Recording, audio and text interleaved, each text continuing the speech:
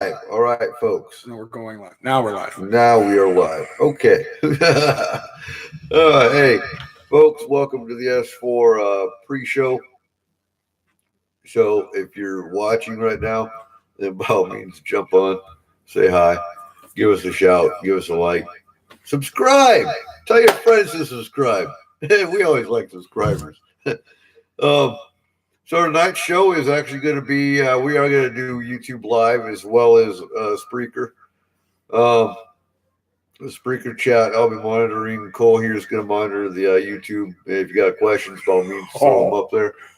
That is creepy. What? So I'm watching the same video here, and it's got a delay, about 2 seconds. Oh, seriously? So when I turned my head, I turned my head on the video. Right on.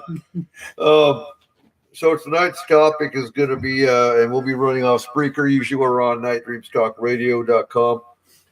But we're having a winter storm here in Washington, and our network boss, power went out. He's not going to have his internet hooked up until, Monday. So we're running off our own S4, and we'll be back up to normal. Next week's topic, I'll get to tonight's topic here in a minute because it's about time to start calling people in. But next week's topic, we're actually focusing on straight east, Snohomish and Skagit counties. So we'll be talking about Devil's Tower, Northern State, some of the haunted topics, as well as UFO sightings from up here, and Bigfoot sightings from up here, things of that nature. And nothing but looking at you. Coming from your distraction. Nothing but coming from. I am. I know. You got your coffee? No. Brought to you by Diet Dr. Pepper. Okay. So I don't see no one hi. How come you ain't saying hi? Come on now. Because I'm the. Oh, there we got someone else is listening or watching. I know we got two. So we're not YouTubers. I'm not anyway. I'm not a YouTube fan. We have our channel for our archives. We're going to try doing this a little more often, just like the Facebook Live. And so tonight's topic is actually going to be, is the paranormal really dangerous, or is it just a bunch of crap, do people really get attachments to people? What's so dangerous about chasing a UFO? What's so dangerous about going Bigfoot? Things of that nature. And I get asked quite often, is it dangerous for me to watch paranormal or ghost hunters on TV? No, it's not. But we'll hit that on the show tonight. And basically, what can you do to protect yourself?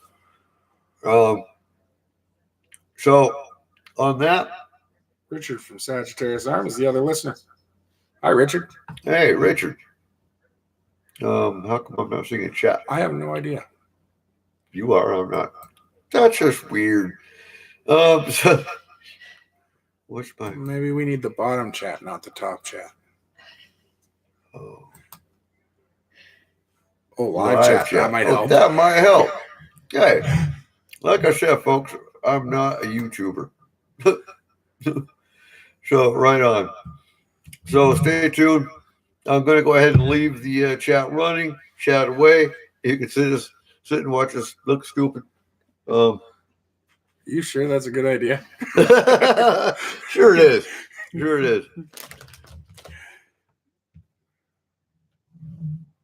All right. Bring your friends. So where are you at? Richard? Where are you from? What's your story? What you been doing?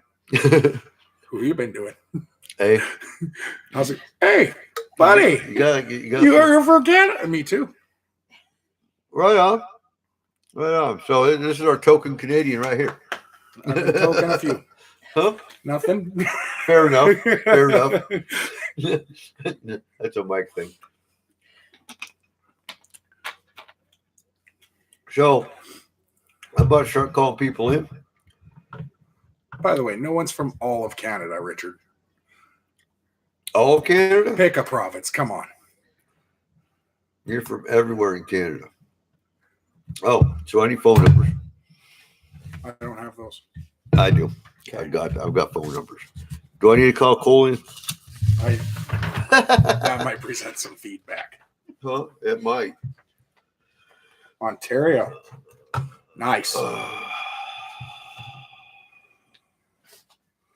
All right, so you got chat over there, and I can go ahead and minimize this.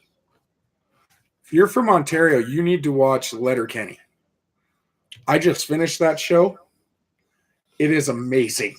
It's on Hulu for all those watching. So you're going to be our guinea pig, Richard, because I need to know if you can hear the show and if you can hear the rest of the panel that comes in here in a minute. And whoever the third guy is, welcome. Say something. Something.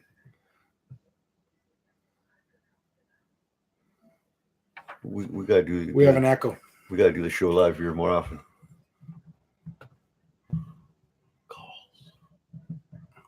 Did that make it any better, Richard?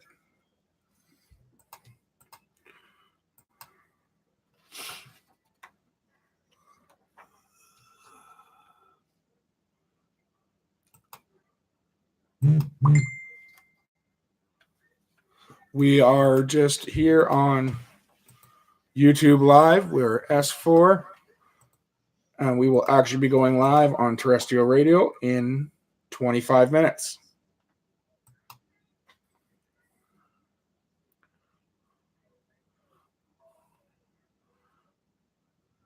Why aren't I hearing? Test. 1, 2, 3. Oh, there we go. That would be why. Perfect. Thank you, Richard. No sound. Huh? No sound. Hello. Hey, there he is. So we are Facebook Live right now, or YouTube Live right now. That's Chris. I know. You said he. Oh. So we are going to go YouTube Live along with Spreaker Live because, well, we're not on. This is kind of a test run for tonight's show. Okay. So are we? Is she being picked up on the microphone? Can you hear her, Richard? Can you hear me? She said, "Can you hear me?" If you heard her, please say yes. Oh, yeah. Our echo is back, though. Hold on. Give me 1 second. So we're doing mic Try that checks right again. now. We're going live in 25 minutes. About to try calling Megan in.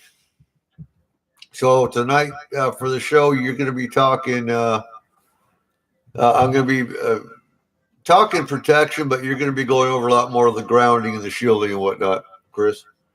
Okay. Hi, Chris. Hey. Yeah, Cole's over here at the house tonight. Cole's over here at the house.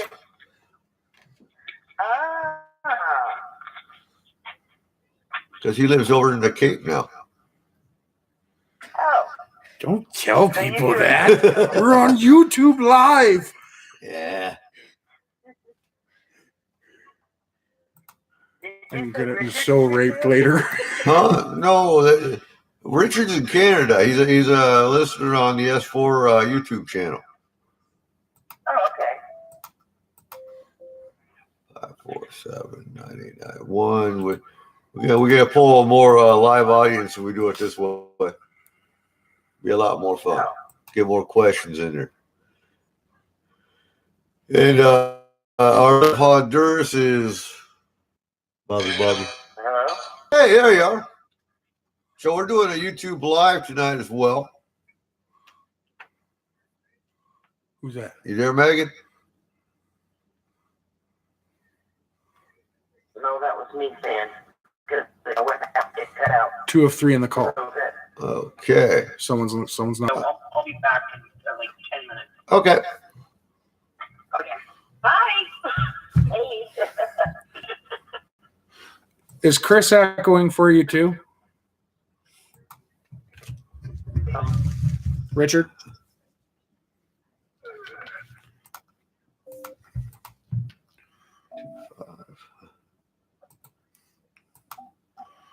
We need a headphone jack splitter. What's that? It's so we can both use a set of heads at the same time. Oh, okay. We're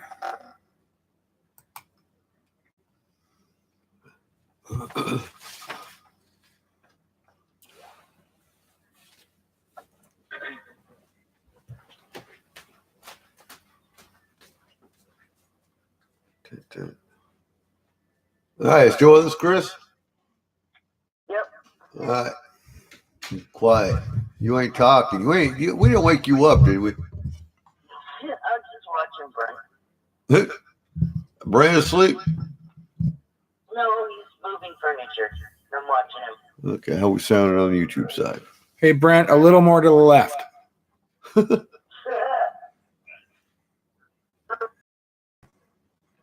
the top, please record your message. Ah. Okay. 45, hang up.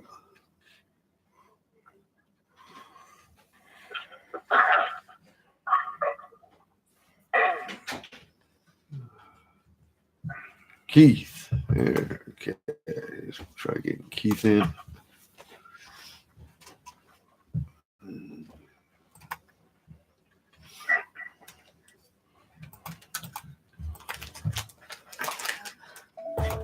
This is for Bluetooth, and it makes it so the Bluetooth speakers can only take this computer. I don't know if you can connect two at a time, or headphones, I mean. I don't know if you can do that. This is Bluetooth, this is Bluetooth.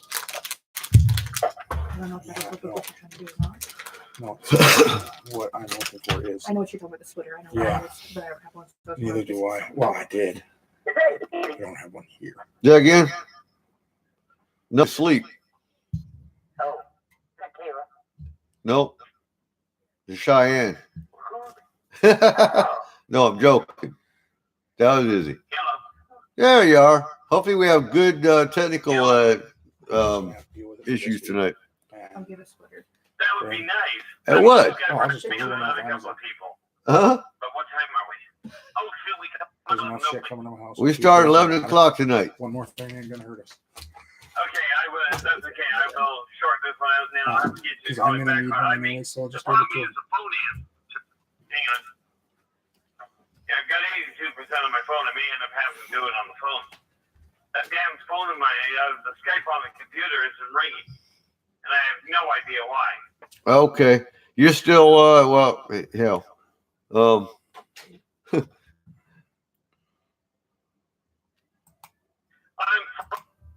Systems like there's no tomorrow.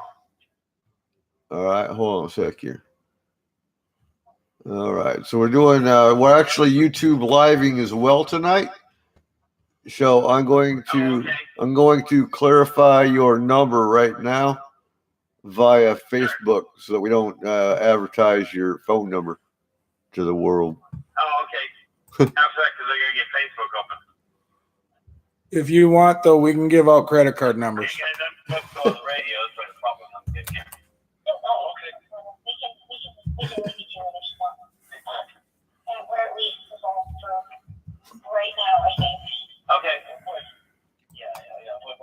What question? Okay, hope that helps. Yeah. Are you working? Are you working now? Take care. You must be working right now. Okay, I'm back. Hello. Okay. Oh. Yes, you've got the right number. All right. All right. That's what I called you on. The only one I'm missing. Let's see here. 250. No, you got the right number. Okay. The only number you didn't include was 1. No. Well, that's automatic on Skype, so we're good. Richard, the only way you're getting those numbers is if you pay part of the bill. Oh. Oh, Richard wants the number? What, my number? Spending time on YouTube. Huh? He says- my number. What's up? He said we're in a spinning timeout. What the hell's that? I have no idea. What's a spinning timeout? Timeout? I never heard that one. Maybe we can't do S4 Live. We can do Facebook Live, though. I think I need to phone my dad and ask him what kind of timeout that is, because I've never experienced one of those. I remember the knocked out timeout. Right? We can always go Facebook Live. You can watch your Facebook Live Oh, chat. I don't think it's something weird. Are you still? Are we still? Because yeah, I'm on. I'm viewing it on both. Okay. I don't even know where Facebook Live is. It's when you see a video on Facebook and it says live and it's got a little red dot that's flashing at you. It's also 4 4s below the Facebook basement. Huh? It's 4 4s below the Facebook basement. Yeah.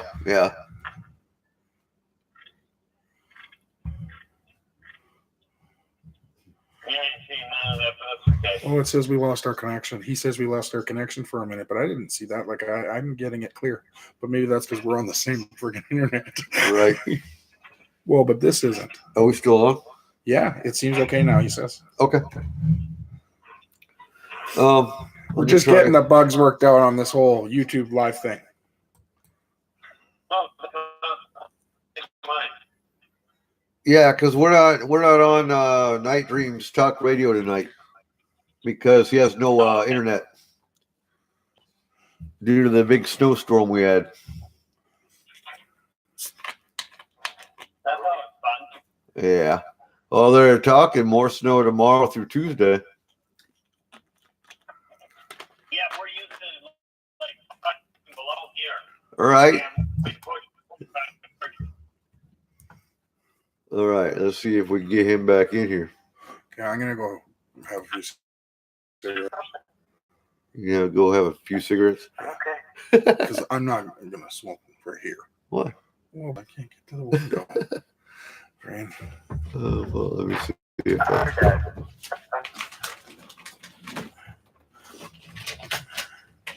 All right, where you at, Michael? I bet he forgot we were going live at 11 o'clock. Oh, is he done his show? I'm not even sure. Probably not because Night Dreams is knocked out. But he might still go with Facebook. I haven't seen him. Let me see if he's on. Oh. I haven't gotten a warning from him. He lets me know. I usually get a notification that he's on live. Please. No, I got his voicemail. Or press 1 for more options. All right. So that is the joys of playing with electronics, folks. If you're right. Well, unfortunately, I've been causing more problems with the damn thing since my stroke than I ever did beforehand. Well, I took my phone. One of the things I've got about doing it on the phone is I was on the phone the other day, and I started with 100%, and half an hour later I got out of it completely. You're not supposed to do that. You know that, right? Thank you. Yeah, I realize that. Especially when it says, "Oh, you got 117 hours available." Right? Yeah, not in my time. You must be with Chatter. I must be With Chatter? We've got one Chatter phone for when we go to Canada. Because the minute we cross that border, our phones go out. No, I don't know. I got a Samsung. No, it has to do with the service you use, though. Oh, my service is Telus Mobility. No, it's not. I've already purchased. Yeah, it should be over. It should be over. Okay. So on Tuesday, and it was interesting because I was supposed to be on Ghost Call Radio. This last Tuesday, and they called in the wrong guest on that total accident. Oh, nice. And Eric, you have a bad echo. We all do because of the way his speakers run. so we're running this. So we're running the speakers through the laptop because I don't have external speakers, so that we can do YouTube live. Ordinarily, we run through microphone and microphone and headset. But because we're trying YouTube live out, we're running with external.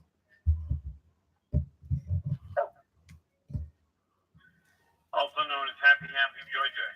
Yeah. I'm back on call. Huh? Oh, you're back. Okay, I got you. I'm back. Okay, you still got power? For right now, yes, it's only flickered a couple times, and then the wind just died out of nowhere. Like mid-gust, and it just died. So if you go on the YouTube channel, you'll see that we're live. We're trying out YouTube live tonight.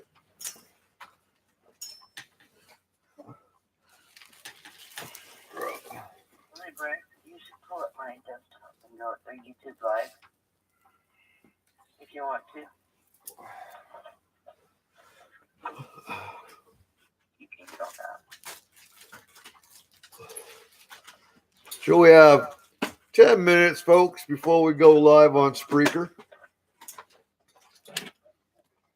If I wanted to push my internet limit, I could go Facebook Live too, but have somebody else check the Facebook. Yeah,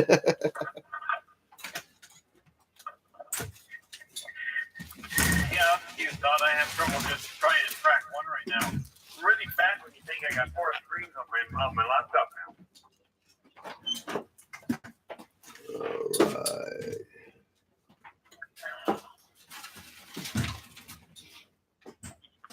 I struggle with 1. I don't know how you can manage 4. Oh, I made 4 because up until my stroke, I was typing 35 books at the same time.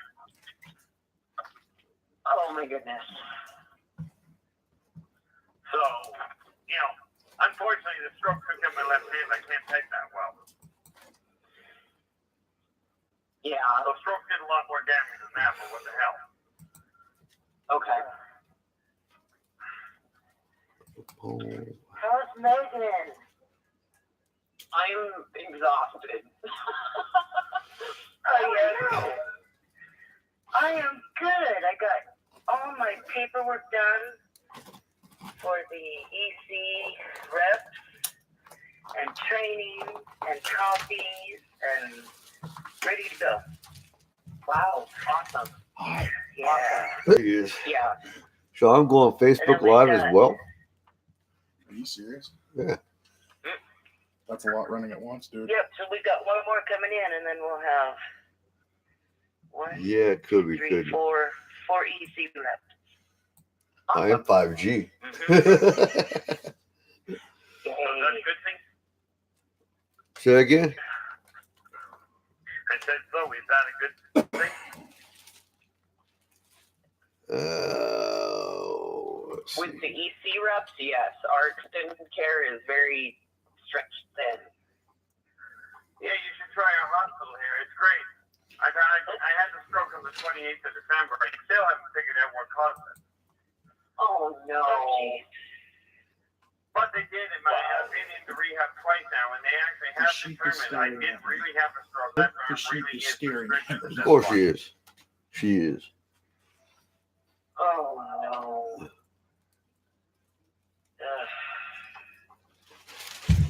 Okay, So they're folks. not giving you any options, Nope. are they? You're good. For recovery? I'm going to get my thermos filled up. Oh, sure. They told me they told me as far as the diabetes, they told me I'm totally stuck with it for life. They're wrong.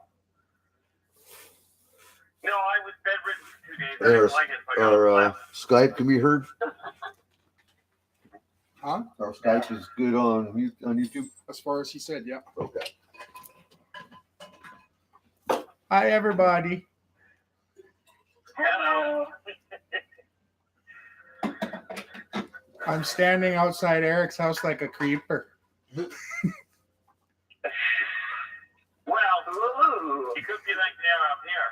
If Eric were a hillbilly, you'd shoot him. He just lives down the road now. Oh, nice. He's our You neighbor. both moving guns up? He's our neighbor, and he has Less snow than we do. So we got 7 inches of snow. Within rifle range, right? We had 9 inches, but it has blown around all day today. So we've got like 12 inches in one part of the yard and like 3 in another. So We've got about 3. So get ready for tomorrow, because tomorrow it's actually supposed to start snowing again tomorrow afternoon through Tuesday. Yeah, I had to go get more salt because I've been doing road maintenance. Just people ended up in my yard. Oh, yeah, down to 12-foot embankment. Oh, All right, we got 7 minutes. We gotta go live. yeah, so I'm going on 3 hours of sleep, and I spent probably 12 hours shoveling. So my body. You got your exercise in for the day. I got my exercise in for the month, and I got to do it again tomorrow. Well, I'm just going to give you a heads up in case technology actually holds today like it did last time. If my energy starts to collapse, which seems to be a normal problem, I will warn you before I hang up. If I don't warn you, that means that it was the computer, not me. Right. Okay. Right. I just have found I don't have the stamina I used to. Just say something. Rewiring the entire nervous system. Just say something like, "I gotta go," and we'll know. Yeah. But I will do my best to stick around. The idea is not to have the computer die, but or in this case, the phone. so we're only live on YouTube, so the YouTube folks get to listen to the behind the scenes of the show. But tonight we're actually talking my lab, along with it's not the main topic of the show, but we will be hitting my lab as part of the dangers of the paranormal. Yeah, there's a lot of those. Yeah, they're on the rise, I think.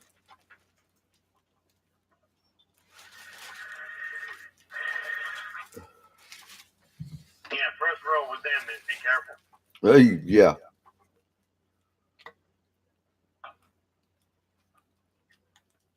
Yeah, that was one of the 4 major benefits of actually having the massive stroke. Is I didn't actually have a PTSD attack while I was stuck there for a week. Right. Oh, that's excellent. Well, we knew I was rewiring the whole brain. It seems to have taken that out of the equation.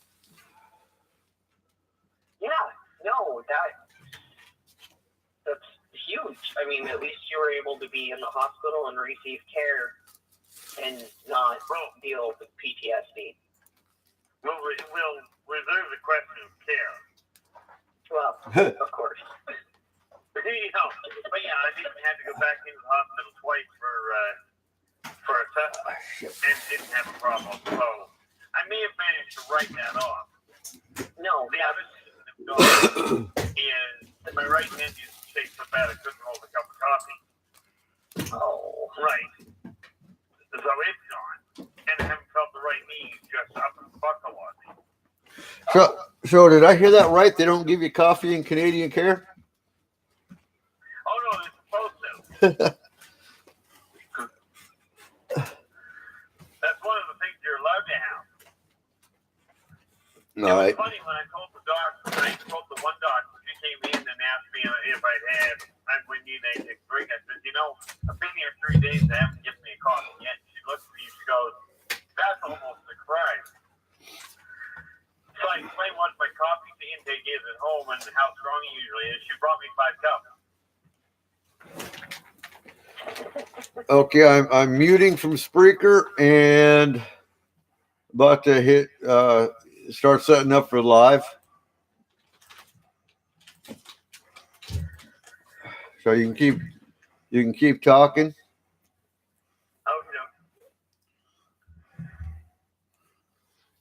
But yeah, coffee we're allowed to have. But no, the other thing, fastest weight loss in history. So you watch. Oh man, I just dropped a little weight while I was there. They didn't see me for 2 days. I was only there for a week and ended up dropping just shy of 30 pounds. Oh my goodness. I've got a metabolism that's insane on occasion. Apparently so. can't even bottle that and market it. Well, it's like my normal immune system. It was funny, the doc asked me when the last time I was sick, and I looked at her and I said, well, I said, I had a massive heart attack 5 years ago. She goes, well, what about the flu or the cold? And so I don't bother with them, they're annoying. And she looks at me and she goes, you know, you might want to try a couple of them just to cut down on the pressure in your system. Wow. Okay, here to win. Wind's picking up here too. Well, as long as it doesn't get up to a class 6, you're okay. Right? So how we doing on the YouTube side? Everything seems to be going to plan. All right. How many we got watching so far? 3. Outstanding. So if you're on YouTube, thank you for joining us tonight. Tonight we're doing Dangers of the Paranormal. As an emergency response team, that's what we do all the time. We know the risks. We accept them. So be it. So we'll be talking about them and how you can protect yourself, how we protect ourselves, the mitigations we do to mitigate threats, things of that nature.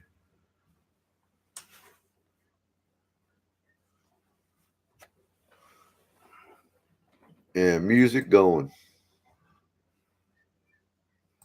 Wait, we're not on the air, right? From outside this world. No, not yet. Which one does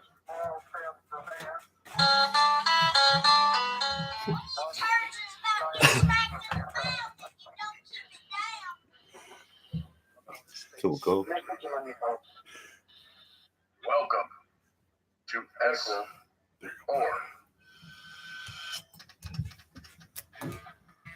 Good evening, which icon on YouTube? S-4.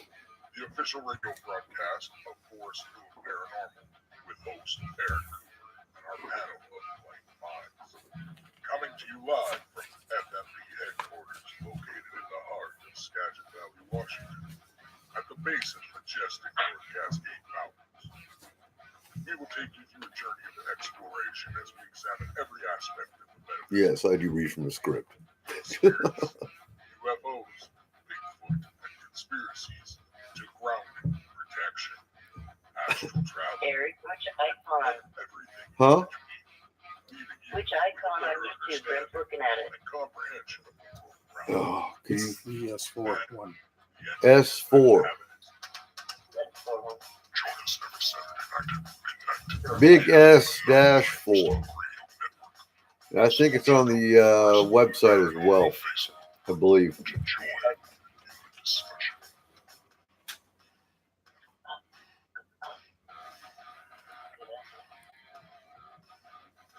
Now sit back, open your mind, get ready, because this is S.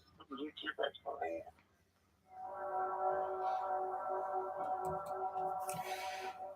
Good evening or morning, depending where you are, and welcome to S4, the voice of Force Movement Paranormal, coming to you live from the snowy, very snowy FMP headquarters in the heart of the Cascade Mountains in Concrete, Washington. FMP is a highly active emergency response team from all aspects of the paranormal, from aggressive hauntings to alien interaction, Bigfoot and other cryptids, and everything in between that's terrifying. S4 is a voice where we discuss these things in detail. Not only can you find S4 right here, normally on the Night Dreams Talk Radio, tonight we're just doing Spreaker, but for our local listeners, also on KSU 90.1 FM from 10 to 12 Saturdays with our pre-recorded shows. So tonight, it's already February 9th, and tonight I posed the question, is the paranormal safe? Are there dangers involved with investigating the paranormal, let alone being an emergency response team? And are the mitigations you can take to alleviate those risks as a team member or even as a client? The next week on the 16th, we'll actually be talking about upriver, specifically Snohomish and Skagit counties, east counties of those. The paranormal hotspots, Devil's Tower, Northern State. Some of the mills in Darrington, White Horse Mountain. Talk about UFO sightings, Bigfoot reports, things of that nature. So tonight, With us, we have Colweg Leitner, FMP Lore and Culture Research Specialist and owner of Statement of Sound DJ Services.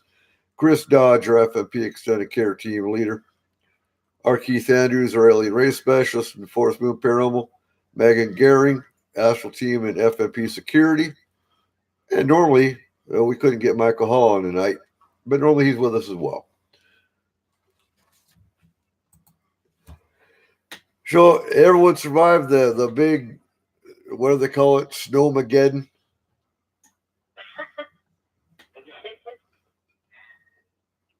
Most people in Canada call it a dusting.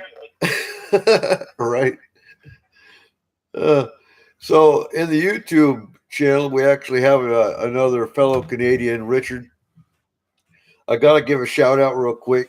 And let me plug my laptop back in before it turns off.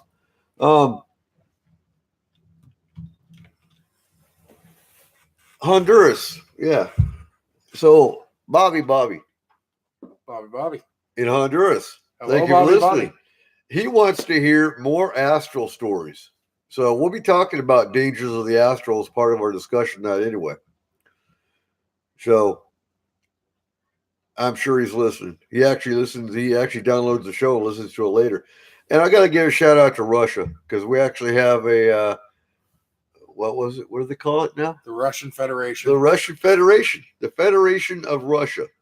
And we have a new listener out of the Federation of Russia listening now. So everyone,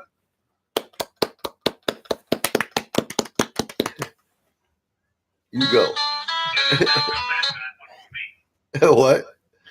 Have to imagine that one for me. Well, I think it's cool. Because I mean, we know we're an international show, but it's always cool seeing No, new. I was afraid of the fact that I'm not about to be able to clap yet. Oh, I got you. You'll get there. You'll get there. So Eventually. we're not on Night Dreams Talk Radio tonight because, well, he had a power outage down south. His power's back up, but his internet it's not going to be up till Monday. So we'll be back on normal schedule next week on Night Dreams. And you know, I'm looking at the chat room, and I think everyone forgot that we were going live at 11 o'clock instead of midnight. I believe so. But that's okay. That's okay. They'll join us in an hour. They'll join up. They will, and they'll have to go back and listen to the last hour to catch up. So, what are some of the dangers of the paranormal? Anyone? Well, I think one of the biggest ones is really for newcomers that seem to chalk everything up to the paranormal. That's where it becomes a real problem. You know, people that are just getting into the field have a bad habit of overcompensating, I found. Well, overcompensating, but go ahead and elaborate a little more. Oh, in other words, something weird happens, they immediately assume, like something goes missing in their house. They immediately assume they've got a ghost in their house or a poltergeist or something. Whereas, in fairness, all it is, they forgot where they put it. But is that really a danger? It can be. Because if you start thinking everything is paranormal, there's a couple of things that can happen. Number one is you become, well, frankly, you lose the ability to really function with reality itself. Okay. I can see where you're going with that. It becomes a psychiatric issue, essentially. Yeah, sadly. Yeah. Not necessarily a clinically psychiatric issue, but definitely a mental one. Right. Okay. I can get on board with that. So, first of all, let's clarify some of the mundane. So we walk into a house. What else besides the paranormal can cause hallucinations, can cause headaches, can cause nausea, dizziness?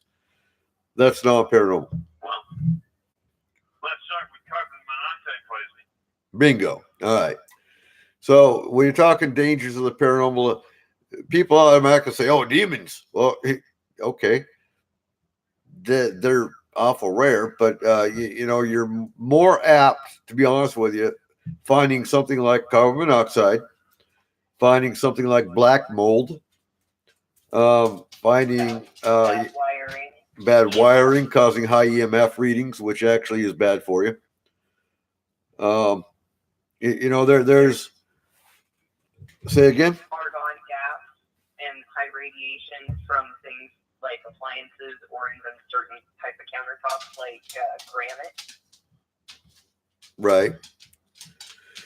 So in those kinds of cases, and that's some of the equipment that FMP is planning on getting, along with a decibel meter.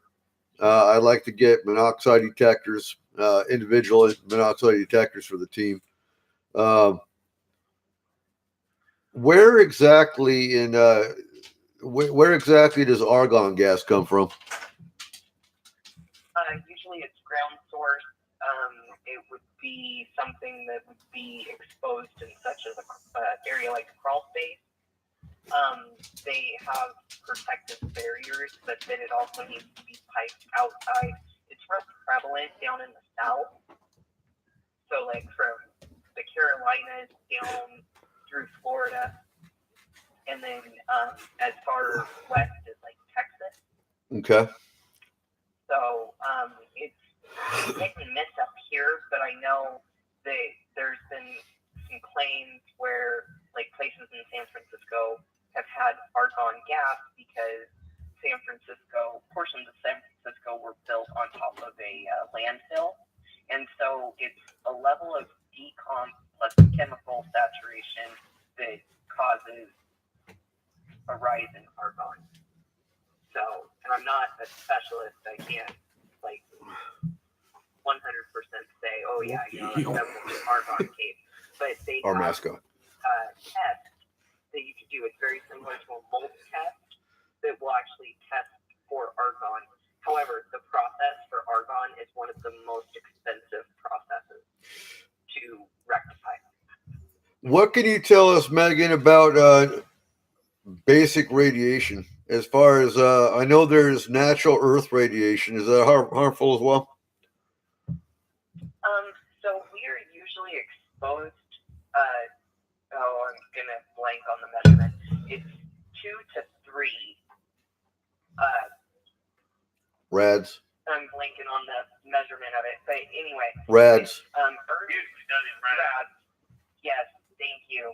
So 2 to 3 rads is generalized Earth.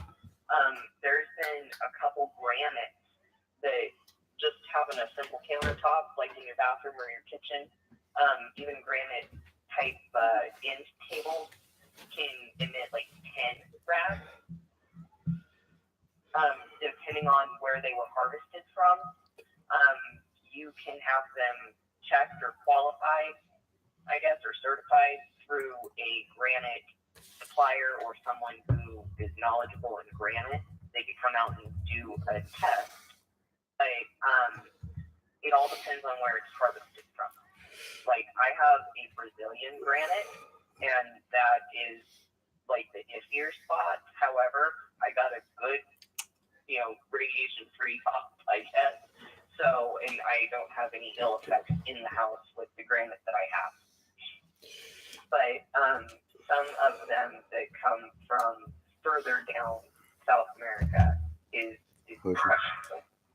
So, I don't know how the radiation gets in there. Granite has a lot of radiation, I guess.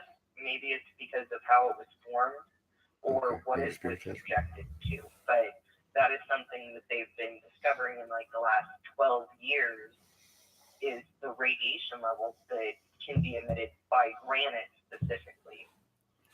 Okay, and Richard in the YouTube chat is actually saying a negative attachment entity. And totally agree, Richard, but right now we're going mundane, and then we'll be working our way up, and then we'll actually be wrapping up with, alien abduction and my lab and a whole lot more. Trip, welcome to YouTube. Really? Trippin's on Trippin's YouTube. in YouTube. Oh, my God. Hold Wow. on. Mascot fell over. He just wanted to see the beards. Yeah. That's what it was. Trip wanted to see the FMP beards. He says they're supposed to start testing frequently planes for radiation for pilots and stewards. That's interesting. Actually, has to do with.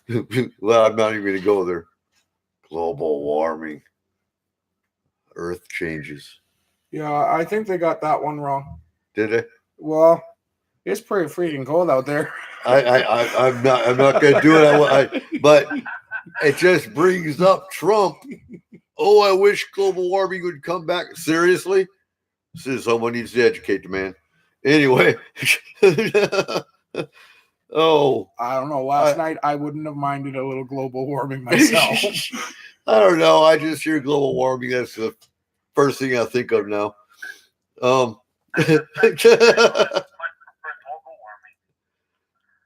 Say that again? I said, I know up here I'd rather local warming. I'm not overly concerned about the rest of the country, but where I am, I would like it a little warmer. Well, yeah. And my dog keeps going, coming and going. Right, you're in now. So, what would be nice to get, because the other thing people don't even think about, you go in places like Northern State and some of the older structures and whatnot, you've got the slip, trip, and fall hazards. You got nails sticking up through boards. You got, and what would be cool if we ever got funding will be to get fireman boots, because fireman boots actually have a steel plate that goes underneath, through the bottom of the boot, along with steel toe. But again, those would be ideal for an evidence collection team, more so than what we do. We go as an emergency response team, we pretty much already know where we're going. And it's usually not a hot spot with nails sticking through the boards and whatnot. But they don't usually deliberately booby trap them when they call an emergency. All right. So we also need a Geiger counter. Do you have a Geiger counter, Megan?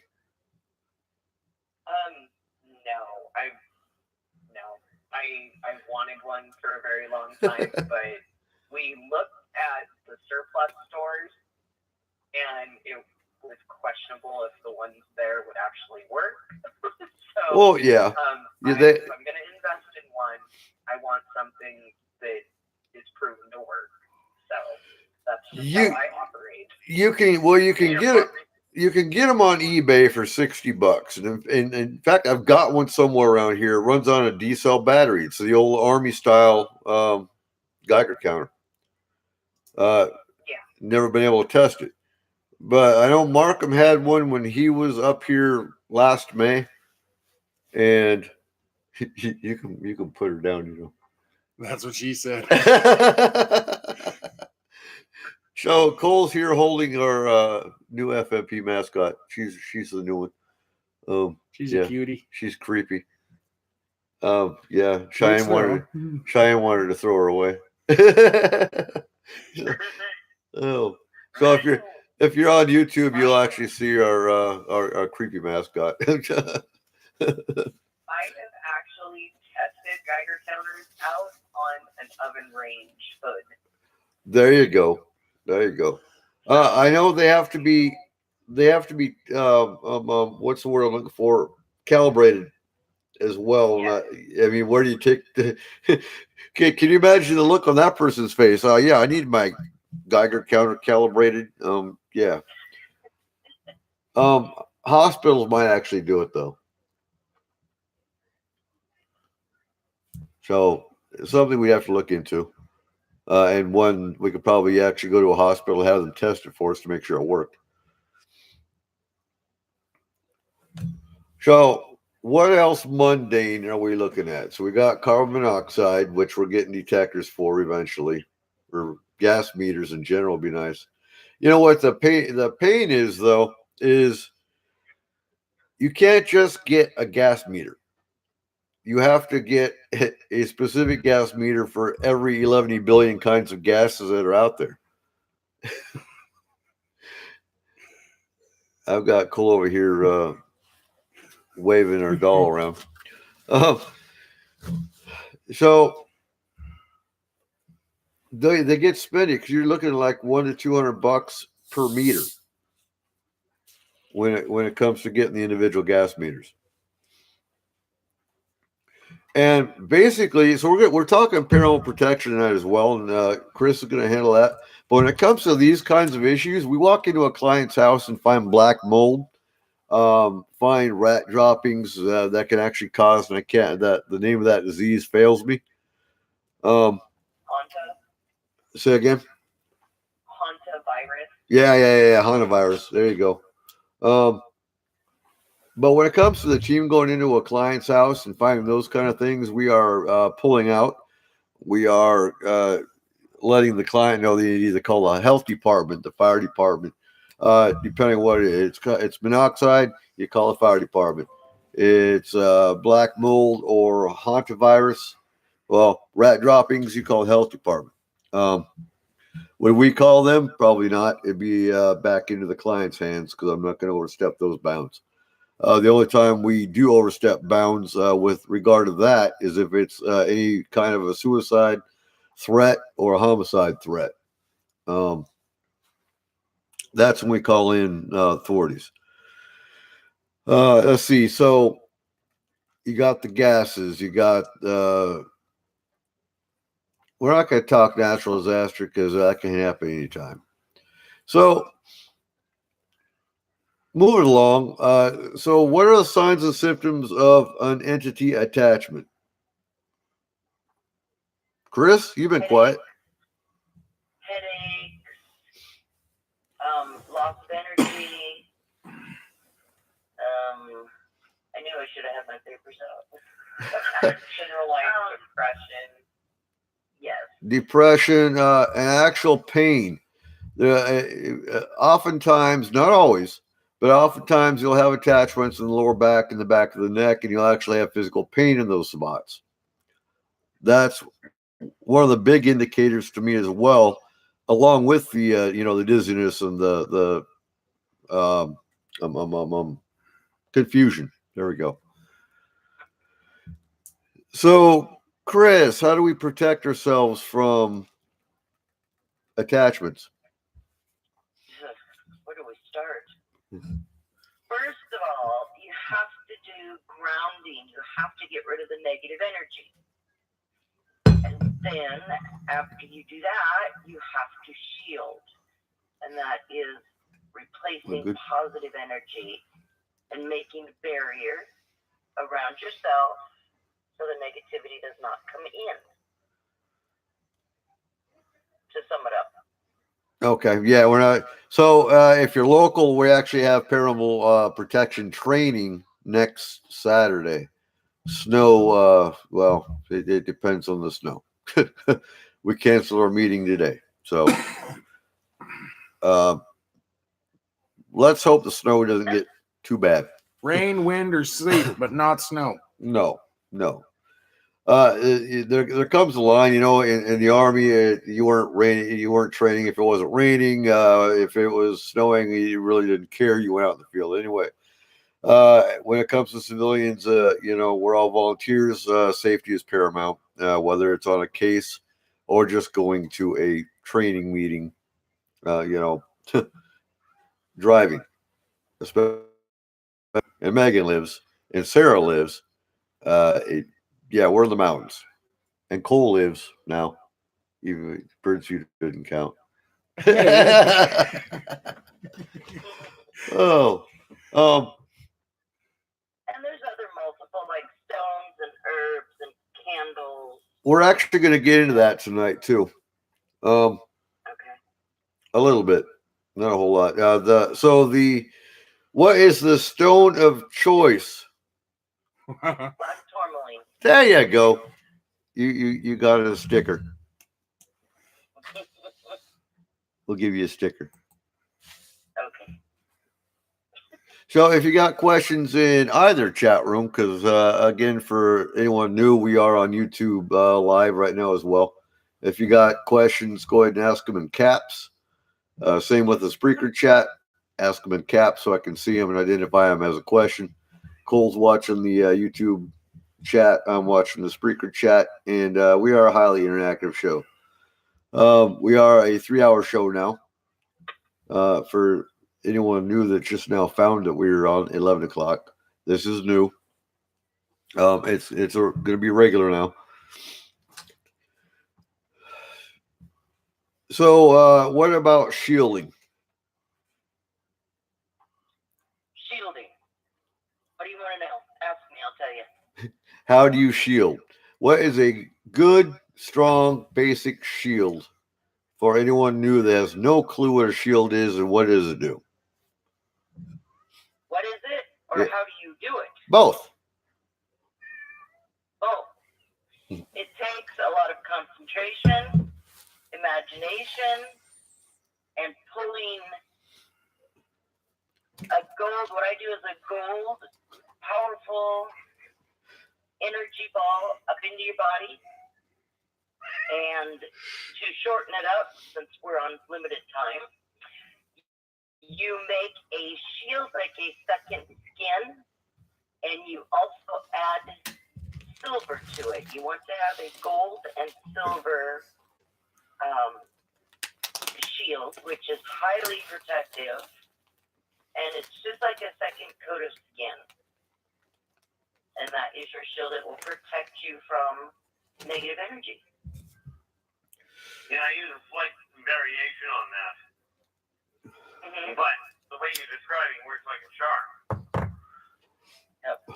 You know, in my case, a lot of people hear about the idea of surrounding themselves with a bubble of white light, which is great, because all that is what that does is protect you from the ambient negative energy. And then you surround that bubble with mirrors facing away from you to reflect back the negative energy other people generate. And then you run real thick, healthy roots right from the soles of your feet straight to the core of the earth to bleed off your own self-generated negativity. You know, things like self-doubt, self-recrimination. Yes. Yes, the roots are very important. So I've got a question from Trip. He's asking for a friend. Does a mother-in-law count as a shield? Really bad. My answer. Well, I haven't. negative. If the mother-in-law's negative, the shield would work. It would. It would. Make sure you pull out the life insurance policy first, though. I think that trip means more like human shield. I think it works both ways. Not to say anything bad, but you know, I've got a mother-in-law who could fit that bill too. You know, so thanks, Trip. Nice, Megan. Really nice. I'm sorry. I'm sorry. It's not my fault. It's a tumultuous relationship. Am I? Oh, okay. Backtracking for a second. So along, it's not so much a danger in the paranormal as it is a common courtesy. But when you're looking at some of these Mickey Mouse groups out there, they go, they don't even ask permission. They just kind of go to a cemetery. They go to a, northern state. They try to break in. That's not so much a danger, I don't think. But I'm going to add that because in a sense, you're looking at getting shot if you go into a spot without getting, permission. Along with the fact that you're making the entire paranormal field look bad. Yeah, in all the paranormal, all the shielding and training in the world is useless against bullets. It is. It is. But I figured I'd throw that in there. And of course, we've said it before. But you got psychiatric issues. You got domestic violence. You got criminals. Things of that nature. You don't know what you're walking into. Again, that's things that, as a team, we know the risks. We're willing to take them, and we do. For the most part, we don't carry firearms on this team unless we're on a mountain. Unless we're on a mountain case. Well, I won't even go Yeah, there. but I think that has more to do with cougars and what have you. Yeah, we do go packed. We were up on the mountains Or at Walmart. or at Walmart. Yeah, but um, okay. So we have Jason. Jason's in the chat room. How you doing tonight, Jason? Oh, I forgot to. We got to give a shout out Norway. Is it Norway the new country? Yeah. Yes. Norway or Holland? No, it's Norway. Okay. Norway's the new country. We also need to give a shout out to Mr. John Cleese. We do, if he's listening, because we're not on Night Dreams tonight, so I don't know if he actually found us or not. Well, we'll do it next week too. But Mr. Cleese, thank you for listening. We always enjoy having listeners that enjoy the show and are interactive. And we heard, that he was listening last week, and I thought that was great. Team. Team.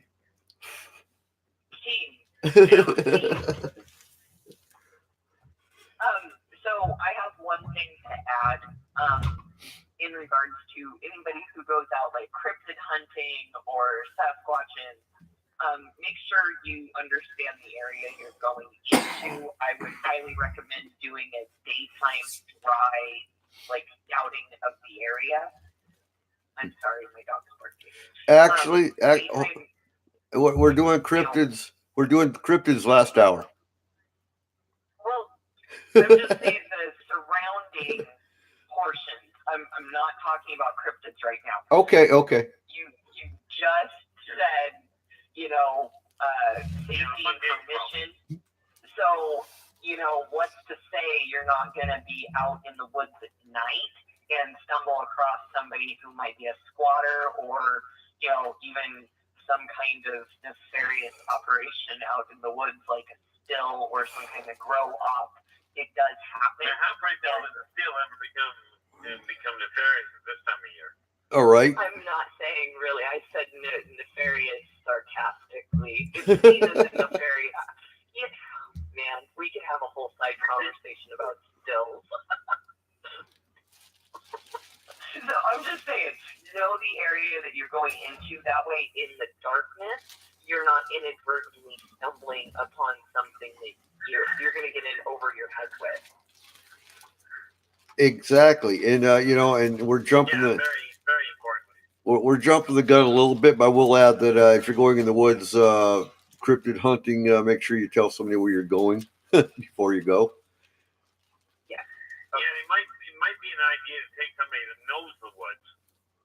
Well, not even I just. hear way too many people going out there without somebody that's even versed in the woods. Well, you see too many people going out there alone. I wouldn't even go on I wouldn't even go on the mountain behind the house by myself. I'll at least, and it might sound bad, but I'll at least take my kids because at least one of my kids can run down to the house if one of us gets hurt. But I think anyone that goes by themselves is pulling a big risk, and just not worth the risk, really. Keep search and rescue busy for sure. But again, we're gonna reiterate all this on the last hour when we talk Bigfoot and cryptids. We'll be getting extensively into that side of it. What about fairies? What about fae? What are some of the risks with fae?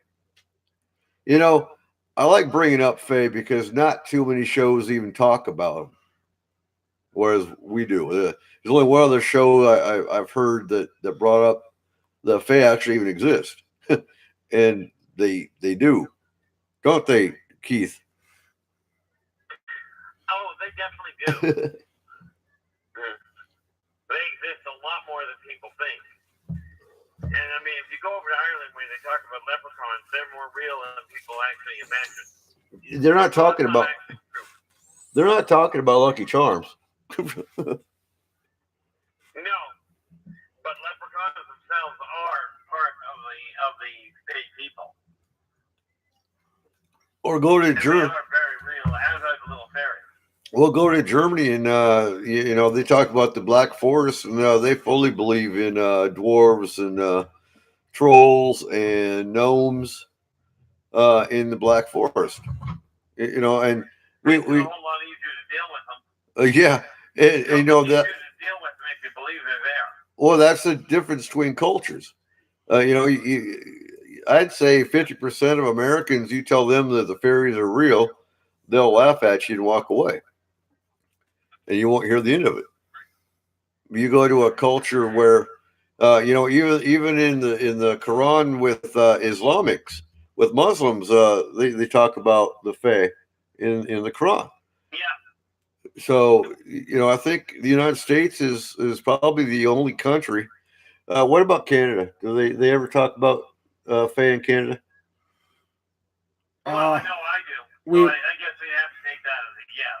Yeah, and I can't speak for all of Canada, but I know in the prairies there has because I did ask you last week about the Fae and what it would include. There are still a lot of the old gents that would talk about gremlins. Right. Yeah. Especially farmers. Fairies. I know out in the woodlands here that they still talk about the dryads. Oh yeah. The tree fairies. Right. So for any new listeners, the dryads are basically the spirit of the tree. They are known to jump from tree to tree. Like if a tree gets cut down, that dryad will jump into another tree. It's not like it's a soul or it's stuck to one tree. They are guardians, they're protectors of the forest. Yeah, I mean, if somebody's in there just doing wanton hunting, the dryads have been known to retaliate rather nasty because they will protect the area. Now, a theory that just popped into my head because you've heard of the skinwalker within Native American culture, with First Nations culture. Could the skinwalker be potentially seen as a dryad? As a dryad, yeah, they could potentially be seen as one. Okay, simply because of the similarity in lateral movements. Right, but and they certainly wouldn't be seen as fairy. and because they're okay. I'll get to that, Richard, here in a second. But the reason I bring that up is because skinwalkers are highly protective of the forest. Right. So Richard's never heard of the term Fae. So Fae is an umbrella term. You've heard of fairies. Well, fairies are one particular race of Fae. So what the Fae means is it's an umbrella for gnomes, for trolls, for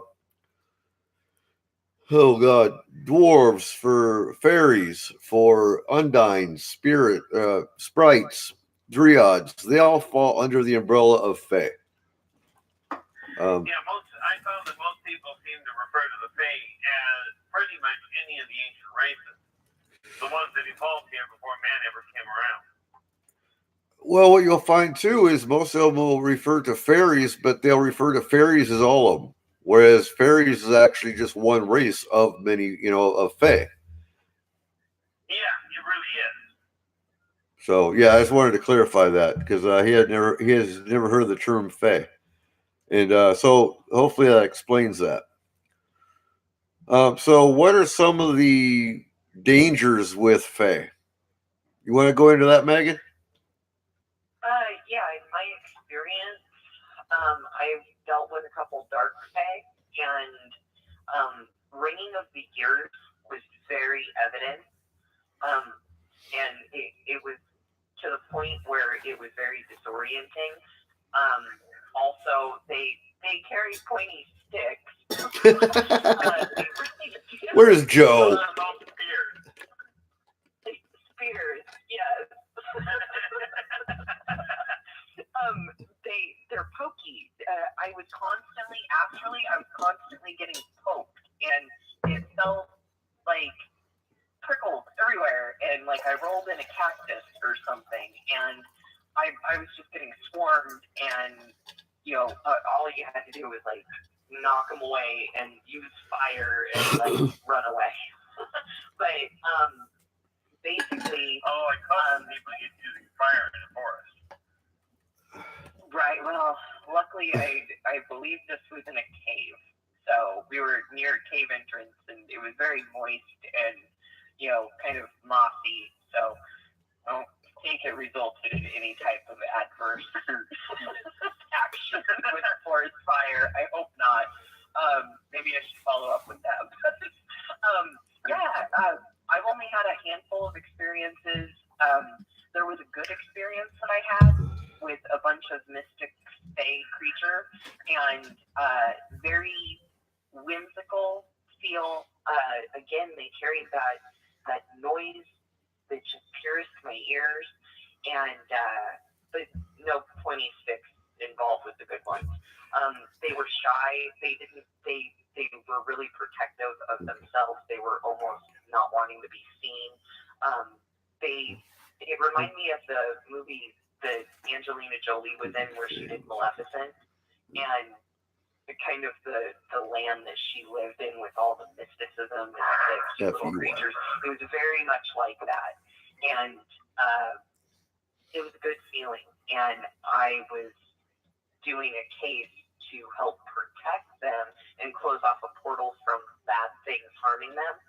So I really enjoyed that case. But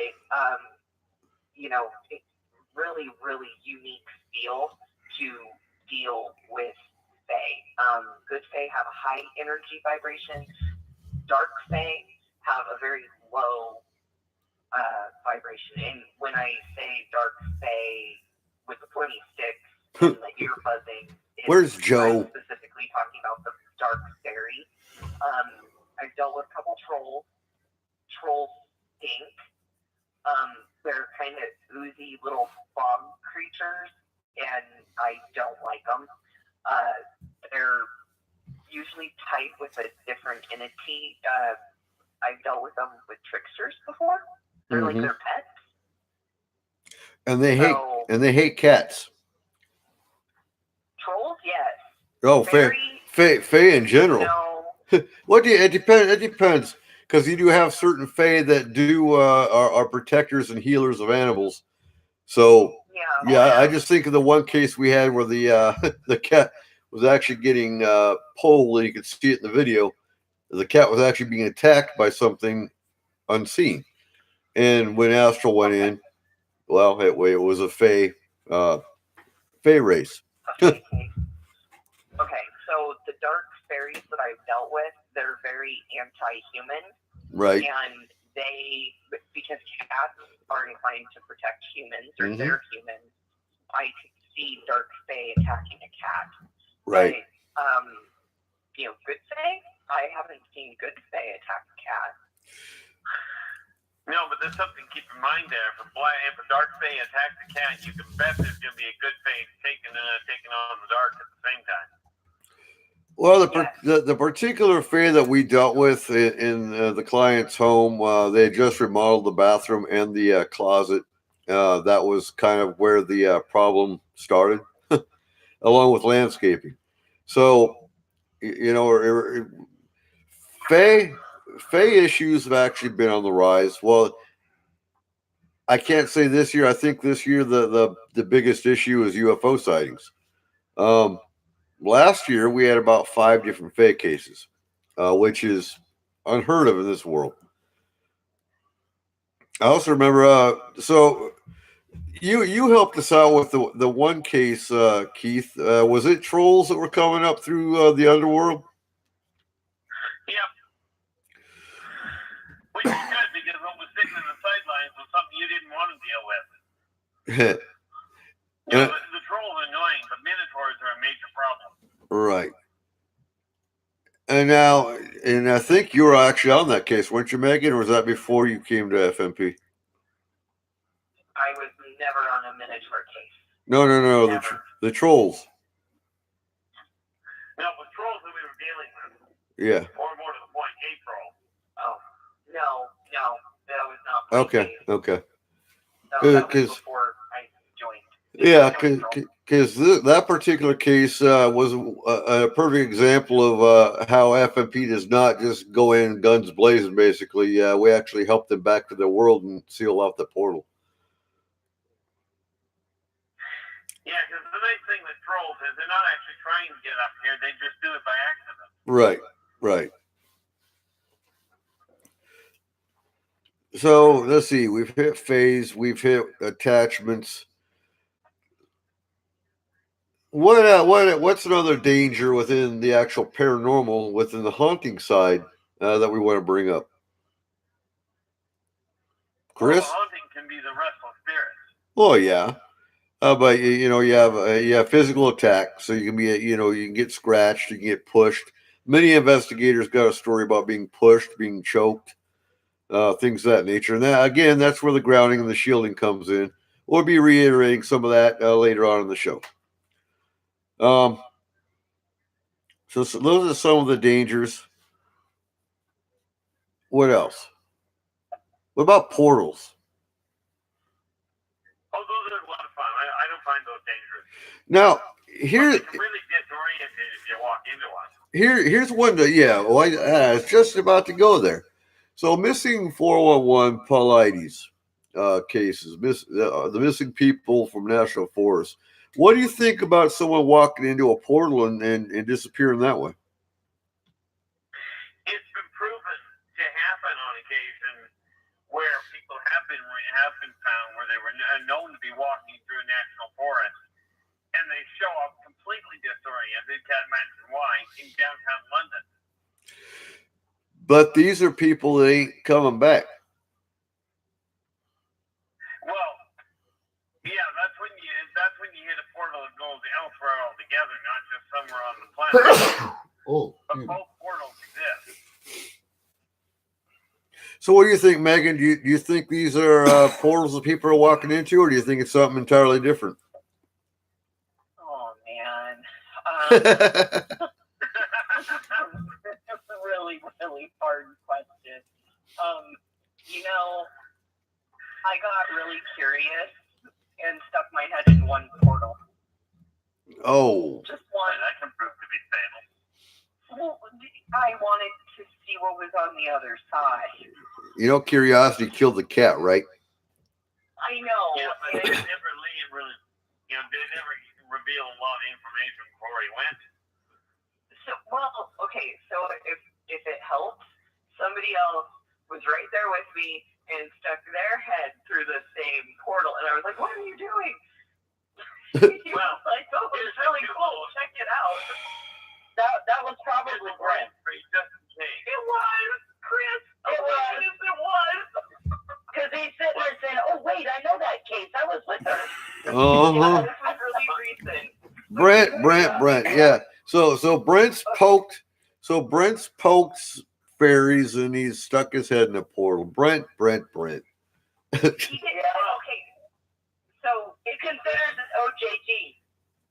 Okay. It kind of was. Because that's the fascinating thing. This is the fascinating thing about this portal. I'm going to warn you about something just for future reference. Sometimes those portals have a little bit of a safeguard. You can't back up in them. They'll cut off whatever you put in. Oh, no. Let's not do that again. Oh, yeah. Brent just says, yeah, I kind of noticed that one time.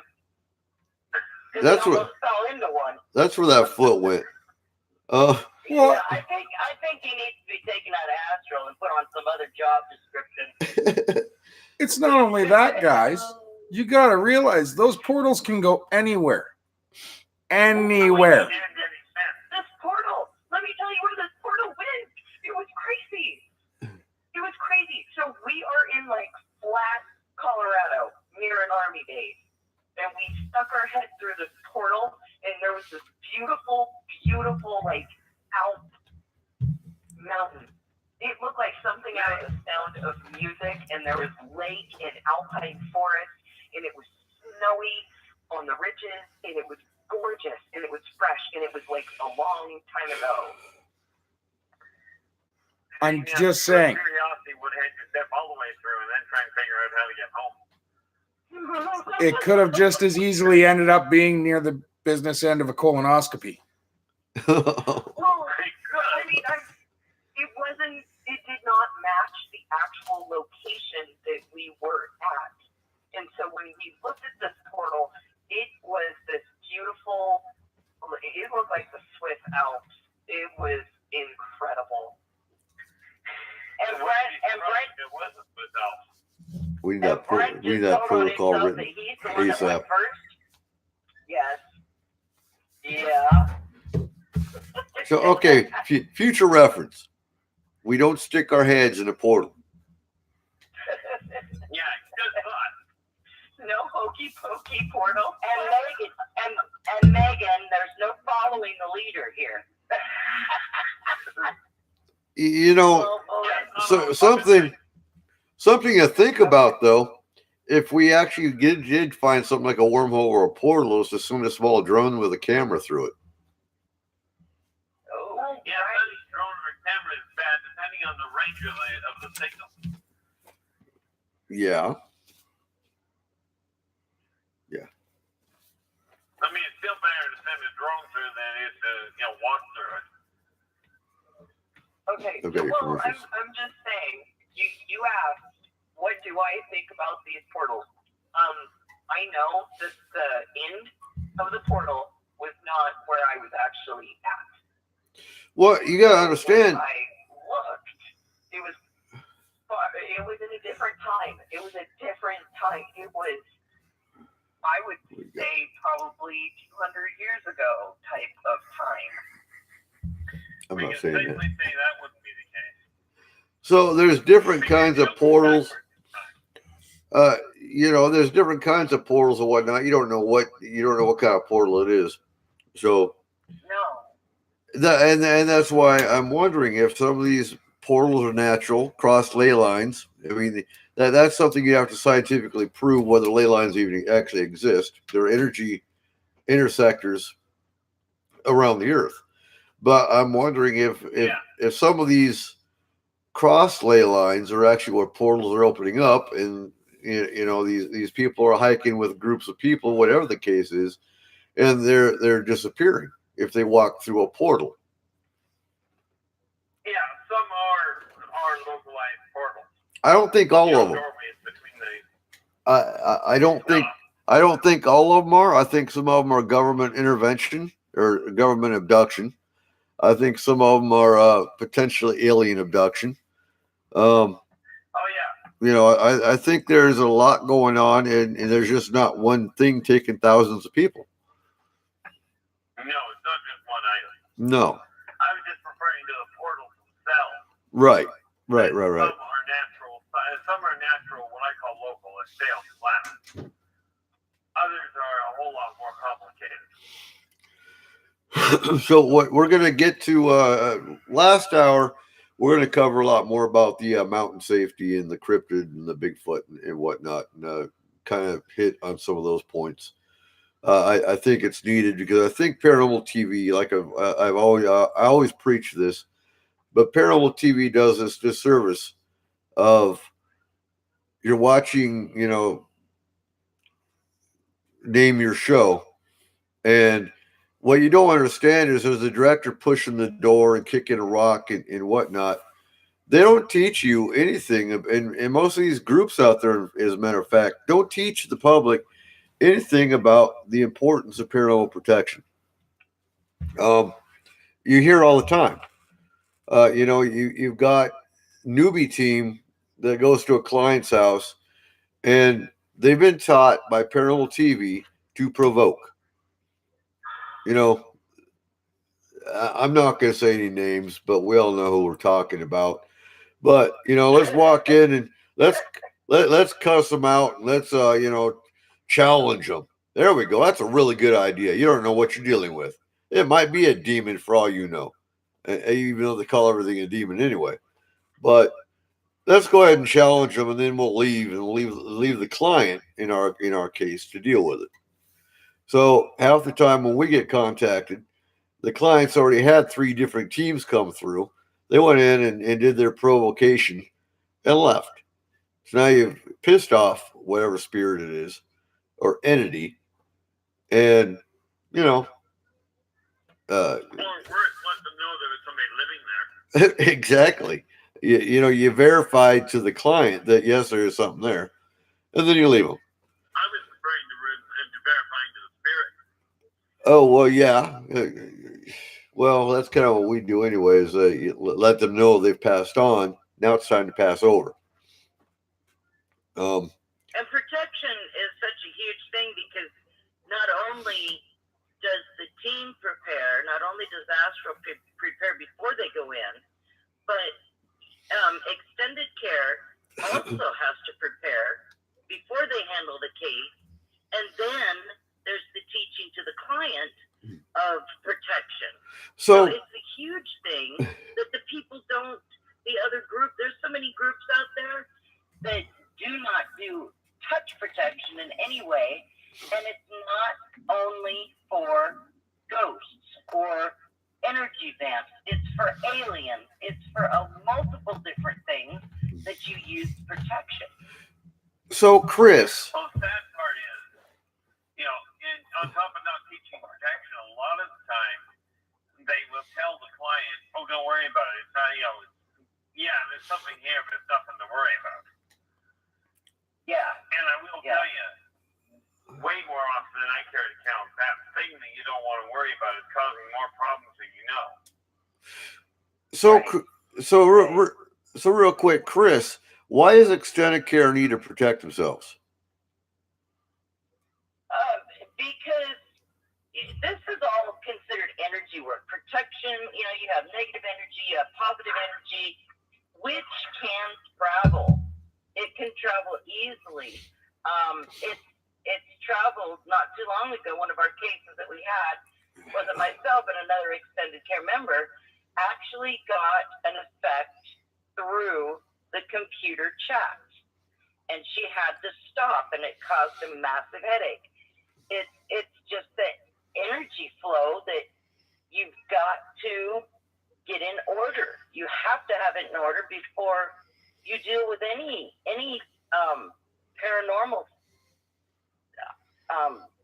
activity. Excellent. Okay. Yeah, that's one of our listeners to understand.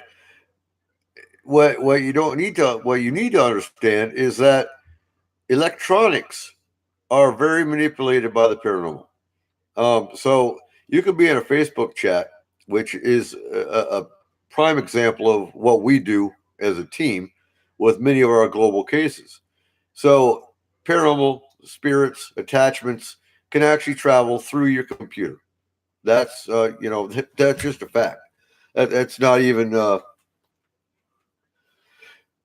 speculation. That's happened where we've actually had our team attacked by the client's issue on our team. So, yep. And that's why protection. Whether you're just on if you're just on security, it doesn't really matter. Everybody on FMP is always protected. Well, even astral, just to throw in there, even a lot of the astral reps, if they're on a prolonged or long or difficult case, I mean, not even that, I guess I could say any case, sometimes they have to stop and they have to ground and their shield and boost their shield. It just depends on the case and how strong and severity, but I know a few of the astrals that really take care of themselves. You have to. Well, we're going to get to that actually coming into the second hour because it's time for our break. But the second hour, we're going to go right into the astral dangers because we do have a listener that loves hearing when we talk about astral. So on that note, stay with us, folks. We're at the top. We're coming close enough to the top of the hour. We're going to go to a break. So coming into the second hour, we'll be talking about astral dangers, and then we're going to start talking about UFOs and aliens. What's some of the dangers for the UFO and alien side? And we'll wrap up spirits. You are listening to S-4. What are we going to wrap with? Spreaker.com.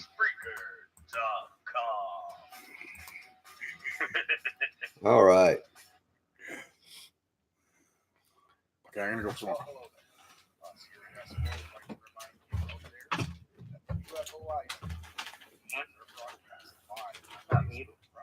You can talk. We're still live on YouTube, and they can hear us talking, but the speaker can't. Need to post an Okay. S-4 store. Huh? Oh, no, I have a question. Something I did want to bring up to you guys regarding dealing with the high wine from the Bay. Yes. And what you may not realize is that is them trying to communicate. Yes. And literally all you have to do is thank them for slowing the speech down. And tune into that frequency just like a radio. Well, it's kind of like trying to listen to a 33 record on 78. Okay. Whether you're having a problem with haunting, We should maybe just bring that up quick. That we're getting. Okay. other types of cryptid, You know, that's the easiest way to put it. maybe Okay. you're just unsure of what's bothering or terrifying. I mean, I assumed it was communication. Yeah. And the way, like, the severity that I was disoriented was alarming. And I mean, same with aliens. When Grays try to talk, and you get that initial, whoa, I feel like I'm on a boat, and this boat is going to capsize. Yeah, because of the sonic impact of what you're trying to say. Yes. You can throw your equilibrium completely out the window. Okay. And yes, that's happened a handful of times already. I had a question about Portal. So when I said it was like 200, like, did I hear you correctly? You said that was highly unlikely? Yeah, it wouldn't, no, it could have been 200 years. It just wouldn't be in the past. It's Even now. with portals cannot go back in time. It's now. It's just 200 years to me. But it's now. Then you'd have the only way it could have been essentially past is looking at a different planet altogether. Can't wait to see if our midnight crew comes in. No, it fell here. Yeah. So, I mean, mind you, if you were looking at something along the lines of the elves, it would look like it was 200 years in the past. So It would have been we're pretty just waiting on Joe and Okay. But still, it's yours for a loop. that's Yes. You know, stand in the middle of the flames looking, there's no way to the problem. Yes. yeah, that's a few different ones. Totally different. But I knew it wasn't the same. But I'm really lucky, like, I emerged with my head. Which is a good thing. That's one of the terrible things when you lose. It completely buggers up your perception. Now, okay, because that was an astral experience, what would have happened to my body? I'm just kind of curious. Like, is that a bad? All right, guys, we're at 22 seconds. Well, if you go through a portal with your body, this is one of the reasons I caution against people playing around with some of the tools that I work with. Because going through a portal with your body will physically take you. Welcome back to S4 tonight. We're talking dangers of the paranormal and paranormal protection. Hope you all enjoy tonight's show. You can also find the archives at our Spreaker site and on the S4 YouTube channel, which a lot of you are in right now, for all the shows you've missed in the last 2 years. Actually, you know, we're going to be hitting 3 years this year. Kind of hard to believe sometimes. So, all right, we're back, guys. I know you're hot in a discussion there. That's okay. We just didn't want dead air on YouTube. So, you know, I get asked this quite often. Can you die in astral? Oh, yeah. How? Well, in simplest terms, if you die in astral, your physical body will die. One of the easiest ways to die in astral is have the umbilical cord cut.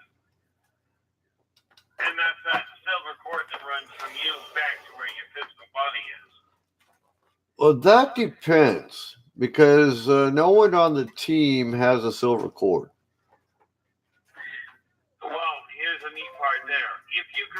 where your body is, the silver cord it's all it is. Essentially, is a safety gas. Right. Yeah. But for people that are just starting to travel, they tend to take one with them. And that's advisable. But I know, Megan, did Richard go into the silver cord when you guys learned astral? He used it as a crutch per se, like if that would help us astral. Imagine a cord. I call mine an energy thread. Right. I don't refer to it as a cord.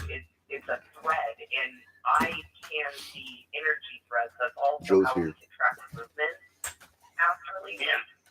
If I'm working in this person's case, I can actually see a spot that I knew that they were at, and there's an energy cord that I could follow. See, and that's common, and that's actually quite often, again, getting to magic users. I'm not talking about the card game, but when we have curses, when we have things such as people sitting shadows to spy, I know you guys. I tell you guys all the time, look for an energy trail, and that's similar to that's similar to the cord that you're talking about. Yeah. You can actually trace the energy trail straight back to the sender.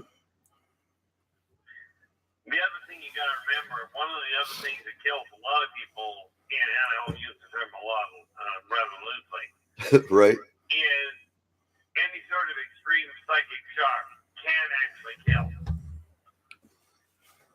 You know, if you find yourself facing something that you just can't cope with, it can cause the mind to shut down, which will subsequently kill off the body. Yeah. If you're in the Spreaker chat, I'm not gonna. Yeah. Joe likes energy trails too. Oh, and pointy sticks. But yeah, so yeah, Joe's in the chat room with us now too. Good evening, Joe. Glad you joined us. Oh, he missed the pointy stick introduction. He did. And we are on YouTube Live, Joe. If you want to actually see how the beard's doing, I know if Dave was here, he would be.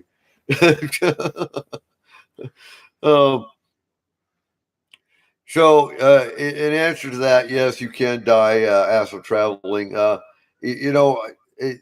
For those that aren't familiar with astral is to put it simple. I think a lot of people that have out of body experiences are actually learning the precursor to astral, and not always, because there's a difference between dream traveling and astral travel. I can't really explain that too much, but there is a difference. So basically, and there's been a lot of confusion about FMP remote viewing. Well, remote viewing, for those that don't know, if you've heard of the CIA's remote viewing program, they used it in the 60s and 70s during the Vietnam War and the Cold War. I still use it today. Yeah, I have no doubt. They use it for my lab. Can you see her? There we go. Yeah, the creepy doll. We'll call her Bertha. Bertha. Yeah, Bertha. And not to be mistaken for the ground digging tool in Seattle. But Same thing. yeah. But and I think they're actually using remote viewers and astral travelers in my lab cases as far as the government side goes. And we'll get into my labs here in about 30 minutes. Megan can't wait to talk about my labs. Can you, Megan? No, can't wait. So, what are some of the other issues with astral? So, real quick, I got to backtrack. With remote viewing, basically, they have oh God, I can't think of the word. It's not a guide, but they call them something else. They have another person that's giving them grid coordinates that are guiding the remote viewer. And the remote viewer is basically leaving their mind mentally. They're mentally leaving, not physically leaving their body. And they can only view. They can't interact. And there's been cases, I think it was in Russia, where our remote viewers were actually detected by the enemy remote viewers. So basically, it's an energy detection. But with astral, you can actually leave your body, and you can actually interact. You can communicate with the spirit, communicate with a malevolent entity, remove them, go into combat, and destroy them that way. So a lot more interactive with astral versus the remote. Now, oh yeah. Now, are there dangers with remote viewing? That's where my argument comes in, because I've been told yes, you could die by being attacked by remote viewing. What would you say, Keith? Well, a remote viewer can't do anything, but if an astral traveler spots a remote viewer, yes, there are dangers. That's different. In all fairness, it is. A remote viewer on its own cannot attack somebody. No, The because most danger to most remote viewers is seeing something they can't unsee. exactly. Okay, gotcha. And yes, Joe, you missed the pointy sticks. All right. Are we missing anything? What else are we missing with hauntings and with malevolent entities? We've hit the scratches. We've hit the mundane. Anything else we're missing with astral? Hauntings and astral travel are pretty similar in a lot of ways. The only difference is the haunting entity doesn't have a body to go back to. Exactly. Or at least not one that you hope is ever going to get up again. So I'm thinking here. So Right. so UFO investigation. What are some of the dangers with UFO investigation? We've talked about this in class before, but for the show, let's see. You've got radiation traces with landing sites. You have the chance of being abducted yourself, depending on which race it is. Depending on how brazen you are, you could end up with that chance, with that, shall we say, unfortunate event of getting onto the ship without them noticing. Oh, that too. Being a stowaway quite by accident. That wouldn't be fun. Actually, it's a run, but Well, that sounds like Megan wants to. Take your. it's a riot, but I will tell you this: it's a little disconcerting for a lot of people. Just make sure you take your point. Recommended way to hit your ride. Make sure you take your pointy sticks with you. Right. Either that or figure out where their command room is. They got to be the titanium pointy sticks, though, not the wooden ones. Astral can get implants. Astral could get implants, but we'll talk about that with my labs. Yeah. That's not fun. So there's also the chance that you might run into a government agent or an agency that's also tracking the same UFO you are. And then, of course, you get into the, other people that are chasing the same UFO and they have guns. I could see that up here. And in Darrington. and yeah. So those are some of the dangers. And you know, of course, the mundane, getting lost while you're chasing the UFO. Encountering an alien race that you really don't want to mess with. Those are some of the dangers with the UFO side. Amnesia. I just watched the UFO Report 1975 movie. Betty and Barney Hill? Yes, we watched that the other night. Excellent movie. If you guys can't get a chance to see it, it is amazing. Yeah, this guy. Oh, who's James Earl Jones? Met beneath the Betty and Barney Hill. Well, that and go ahead. Yeah, that was rather a remarkable situation. They did pretty good on the movie. Well, it's got James Earl Jones in it. Yeah. One of his older movies. Although in all fairness, he wasn't there. No. But for the movie's sake. But you don't understand. To hear Darth Vader scream like he's so terrified is just hilarious. You just lost my train of thought. So moving on to my lab. Okay.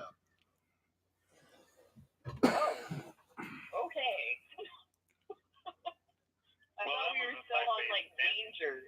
No. Well, yeah. What's what? General Well, throw UFO. is definitely on the danger range. Yeah. What's the dangers of investigating a my lab? 10 out of 10.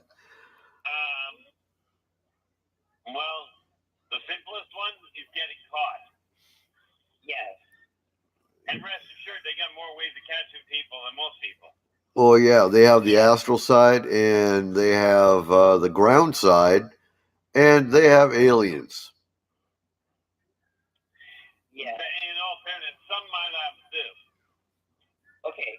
I think we need to stop and explain or define what a mill lab is. Yeah. That's the easy part. Hey, go ahead. Military laboratory, usually designed for super soldier programs. Right. Yes. Now, I have a question for you, Keith.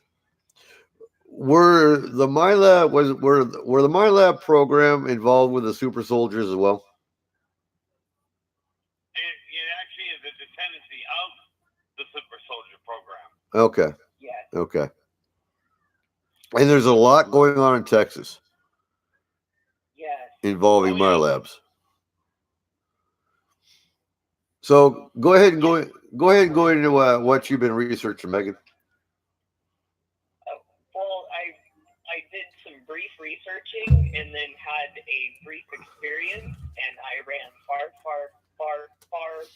away from any type of mill lab type stuff. Yeah, it's Would that have had the same opportunity? oh right. So it's some major stuff. Basically, it is military alien coalition type abduction, government sponsored, and they, to my knowledge, are looking for people with natural talent or unique DNA. People who have natural talents such as piloting crafts. I am one of those people. I love to fly. I've flown many times, and a lot of people have told me, wow, you've just got this crazy natural talent. And, I enjoy it. And after reading what I read, I got a little scared. We worked the case, and, there was a government agency involved. There was an unknown astral aspect to it. Nobody on our team. There was a different team, and I was able to identify that element, and it really upset me. It was so unexpected. That was the upsetting part.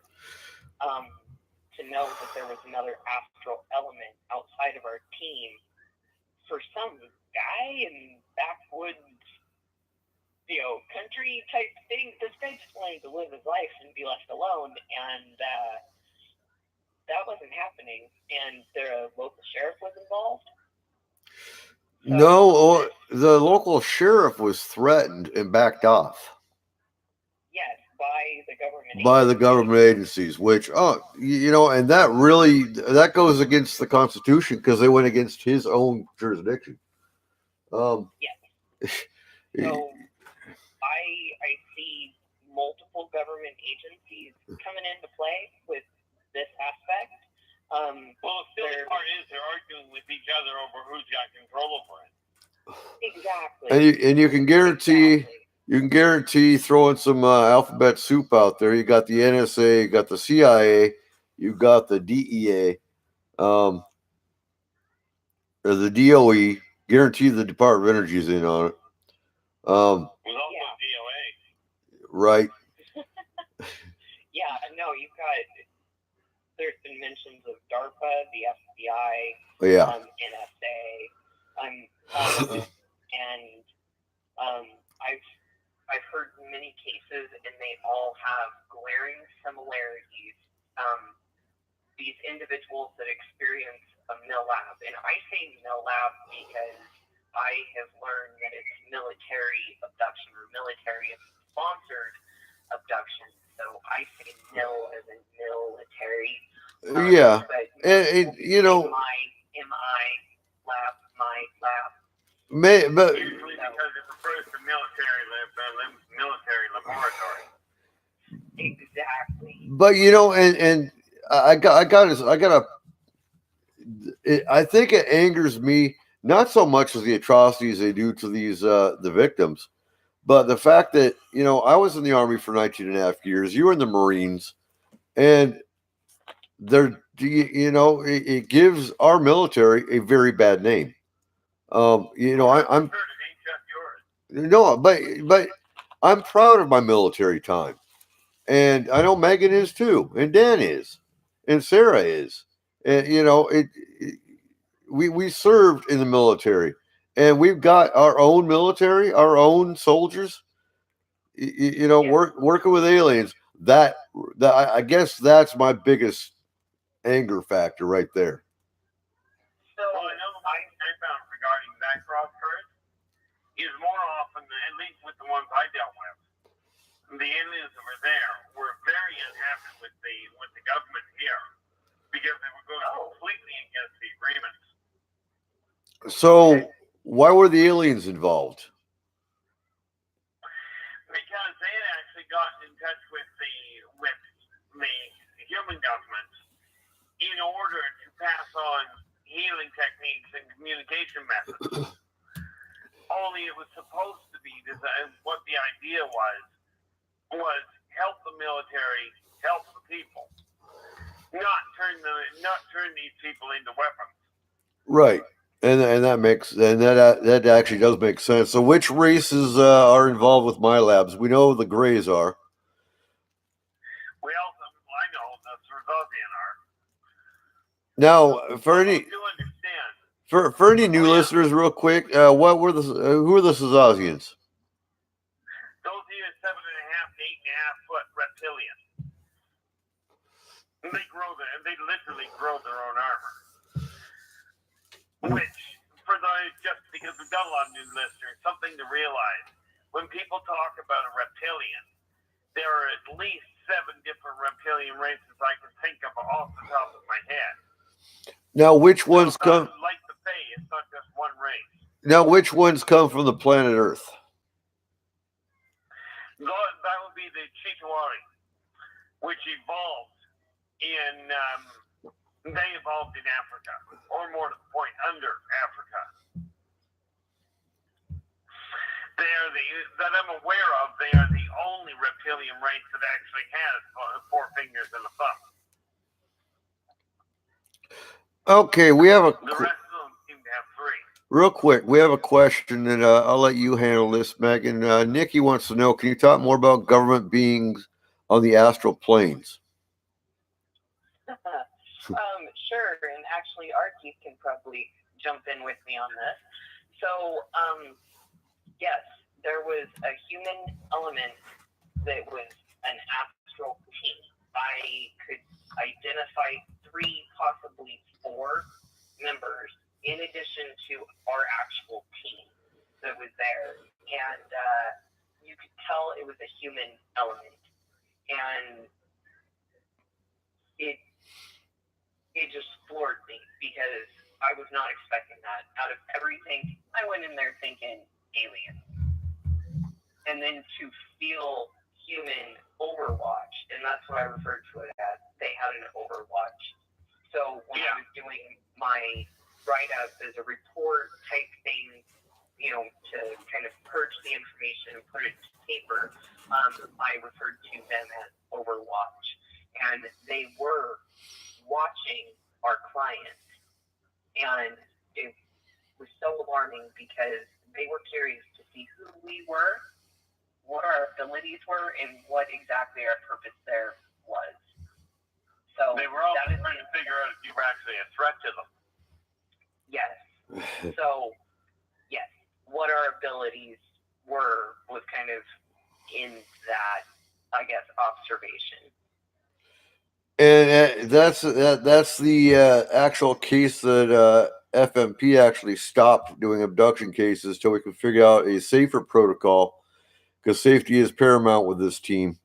And at that point in time, we stopped what we were doing, took December off to regroup, figure things out. We still really haven't figured anything out yet. Because when it comes to my lab, Mill Lab, those are cases when you have government elements and military elements, you really got to be careful, because you don't want black Suburbans showing up at your door. Men in black, whatever, whoever you want to call them, because there would be bloodshed. That's just the bottom line.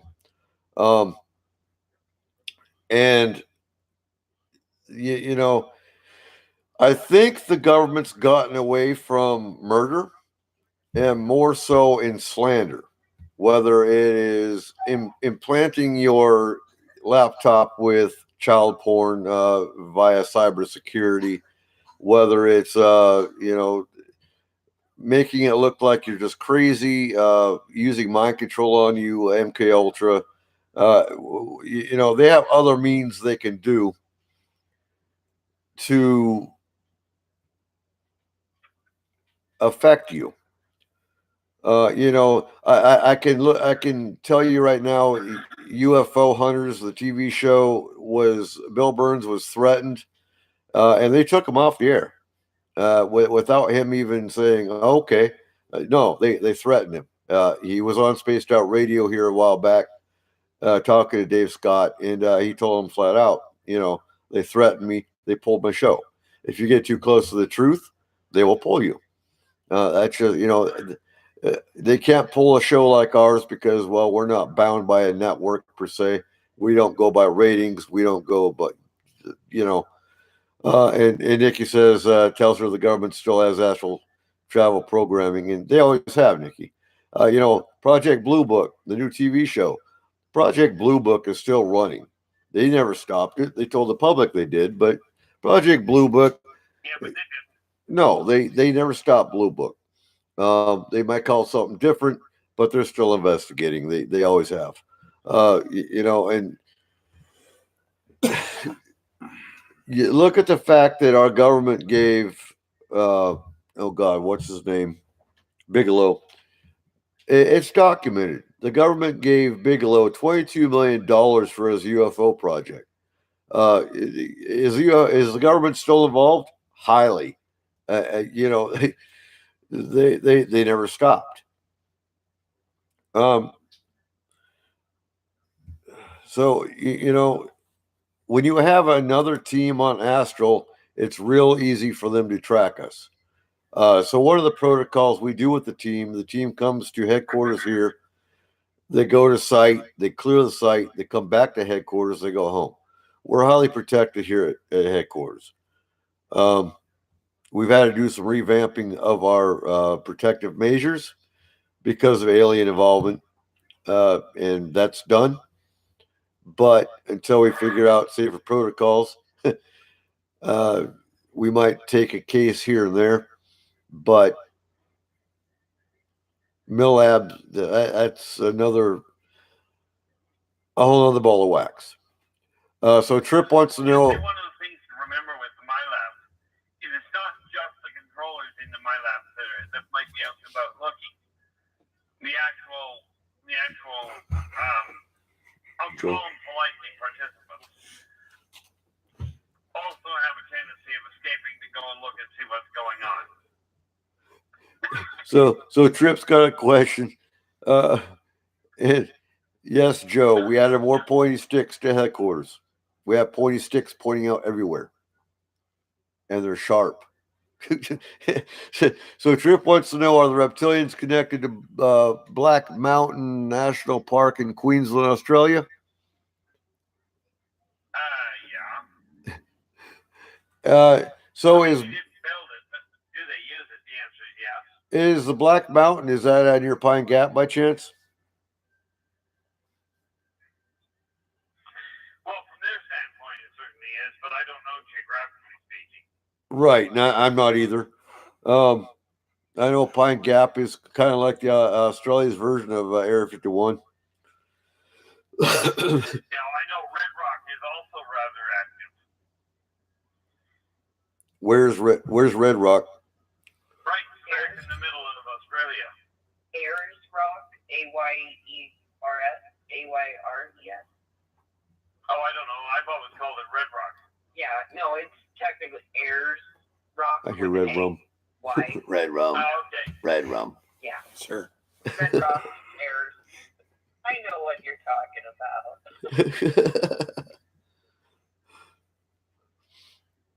All right, so let's talk about implants, because implants is another danger. You mentioned earlier that being astral, we can pick up implants. I know Chris mentioned that earlier. Oh yeah. Yeah. So after we did the one Millap case, our team had to go through a protocol to check for implants, and there were several either reactivated or located, and it was within a 3-day period of actually conducting the mill lab. I personally do not believe in coincidences. What was disturbing about that is the two of the team members weren't even involved with that particular case. But, okay, I have a theory. Archie, you're going to have to fact check me on this, okay? Sure. So, this is total non-disclosure. You do remember disclosure. Yes, this is total disclosure. Yeah, total disclosure. I didn't mean non-disclosure. I'm not going to mention names. I'm just going to present the situation. Yeah. Okay. So, the two members that were affected that did not go on the mill lab, right? They did cases that same evening, though. Separate cases. And then we ended up going as a smaller team to this mill lab case.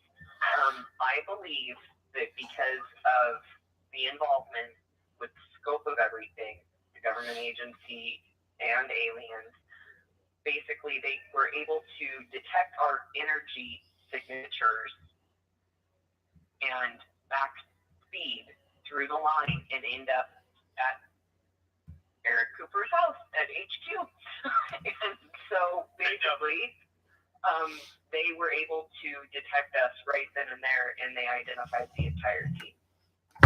So yeah, that is also why I'm very reserved when it does come to MillLab, because I've hypothesized and I've proved it in my own way. And now that you're saying yes, I'm just shaking my head and, whew, it's major. Yeah, it wasn't exactly a shock from that end. I mean, that's the easiest way to track them. Yep. And that was what was that, Chris? I said that was so strange because one Astro member didn't get anything. That was just the strangest case. Yep. Well, and it started in Texas. Because we had question, and if you want, go into that Texas information you pull up a little bit. Wasn't there some kind of alien attack that happened in Texas just prior to all this? Yeah, go ahead and go into that. Okay. All anybody needs to do is, honestly, because I went on a mill lab research kind of frenzy. One astounding video that I came across on YouTube, type in Fort Worth Airport transformer explosion. The video has audio. There is not a single boom heard. I've heard a transformer explode. They're loud. These ones repeatedly exploded. The one I saw explode did a single explosion, and then it caught fire, and then it scorched trees and stuff. It didn't repeatedly shoot electronic colored, it's very similar to what happened in New York recently. And this was back in early, 2008, I believe, is the Fort Worth incident. I honestly am blanking on that right now. I'm exhausted. Very long day. But the Fort Worth Airport, Dallas-Fort Worth Airport, and it is the side of the airport that is designated for military operations only.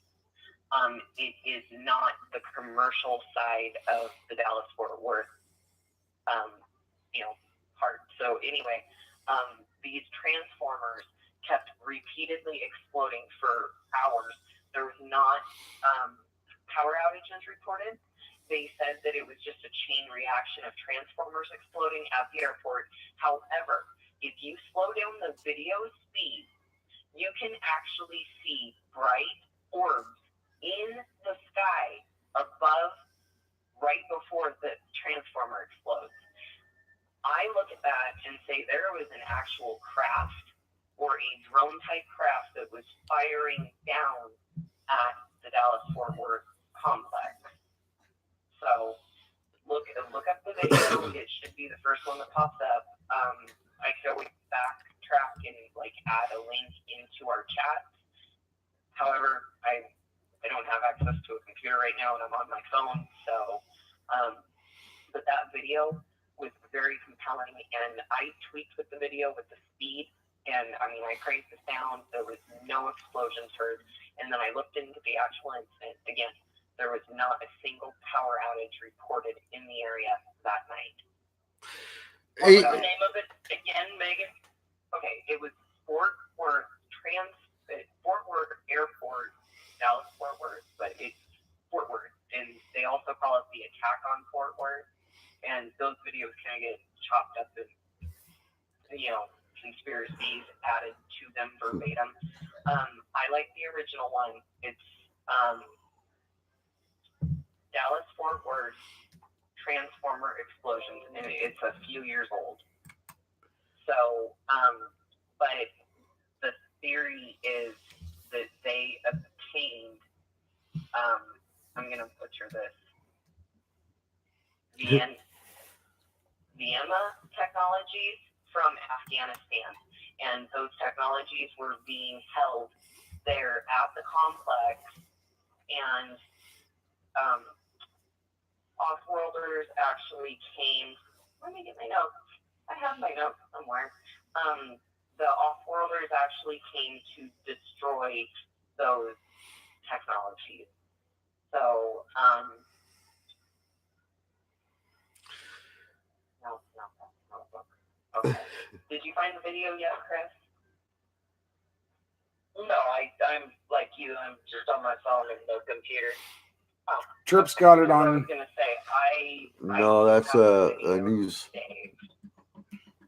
Isn't that the battle at Fort Worth? So Tripp's got it up in the chat room at the Battle at Fort Worth. How a string of electrical explosions lit up night sky like a scene from Star Wars, and that's on Daily Mail. Yeah, UK news. Now, is that, let's see, Trip, is that an edited version where some guy's talking over the video?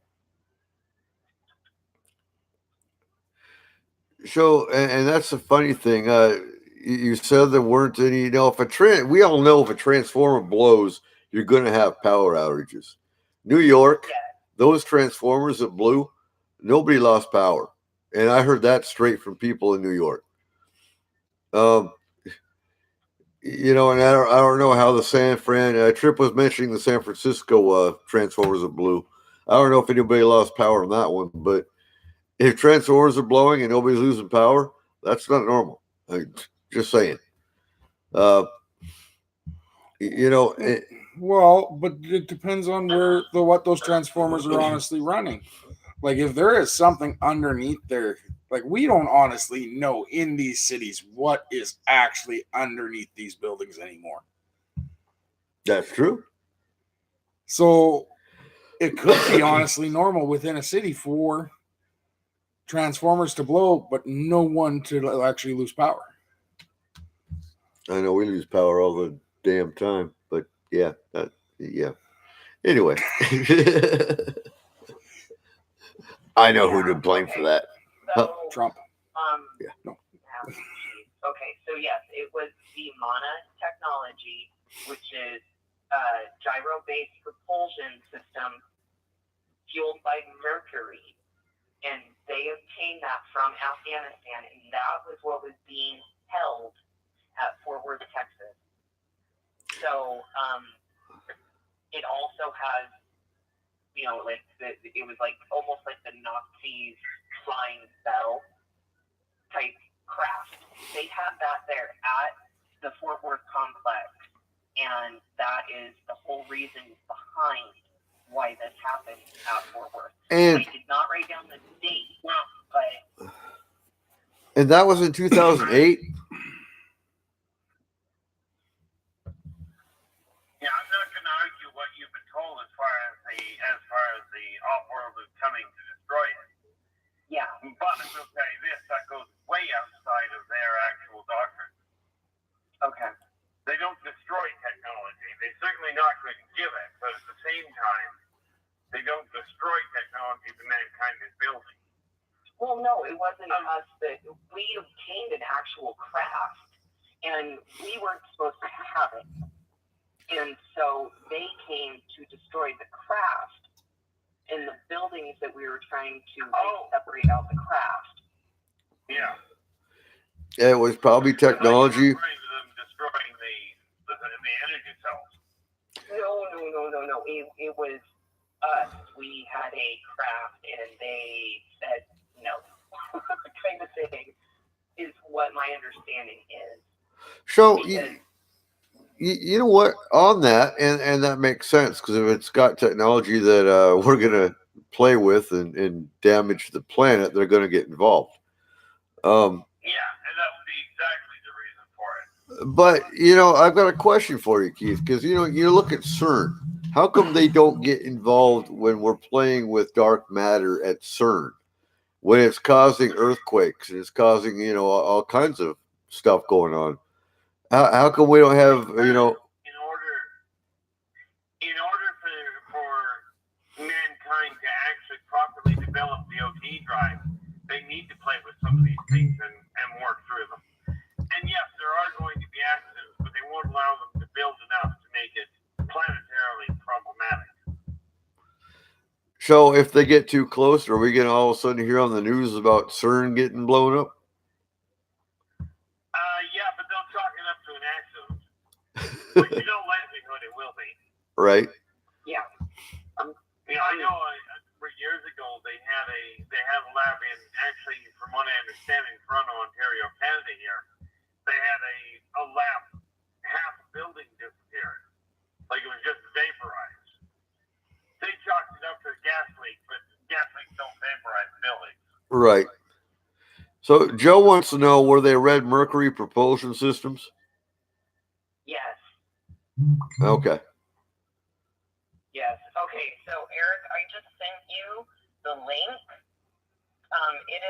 It's titled "Alien Attack in Fort Worth, Texas, 11/5/2011."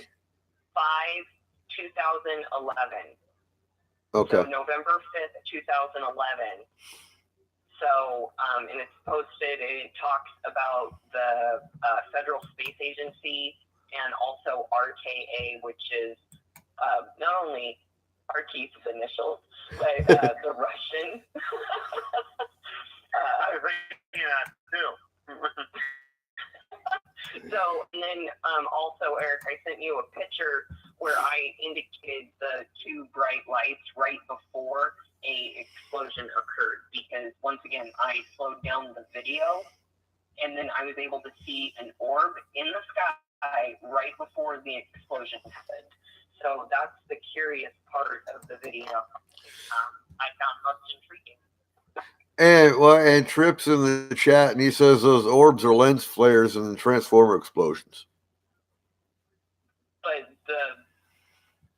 so he's saying that the lens flared before the explosion occurred. because you see a light in the sky, and then all of a sudden you see the sky or the ground underneath of it erupt in color, and then the orb immediately disappears.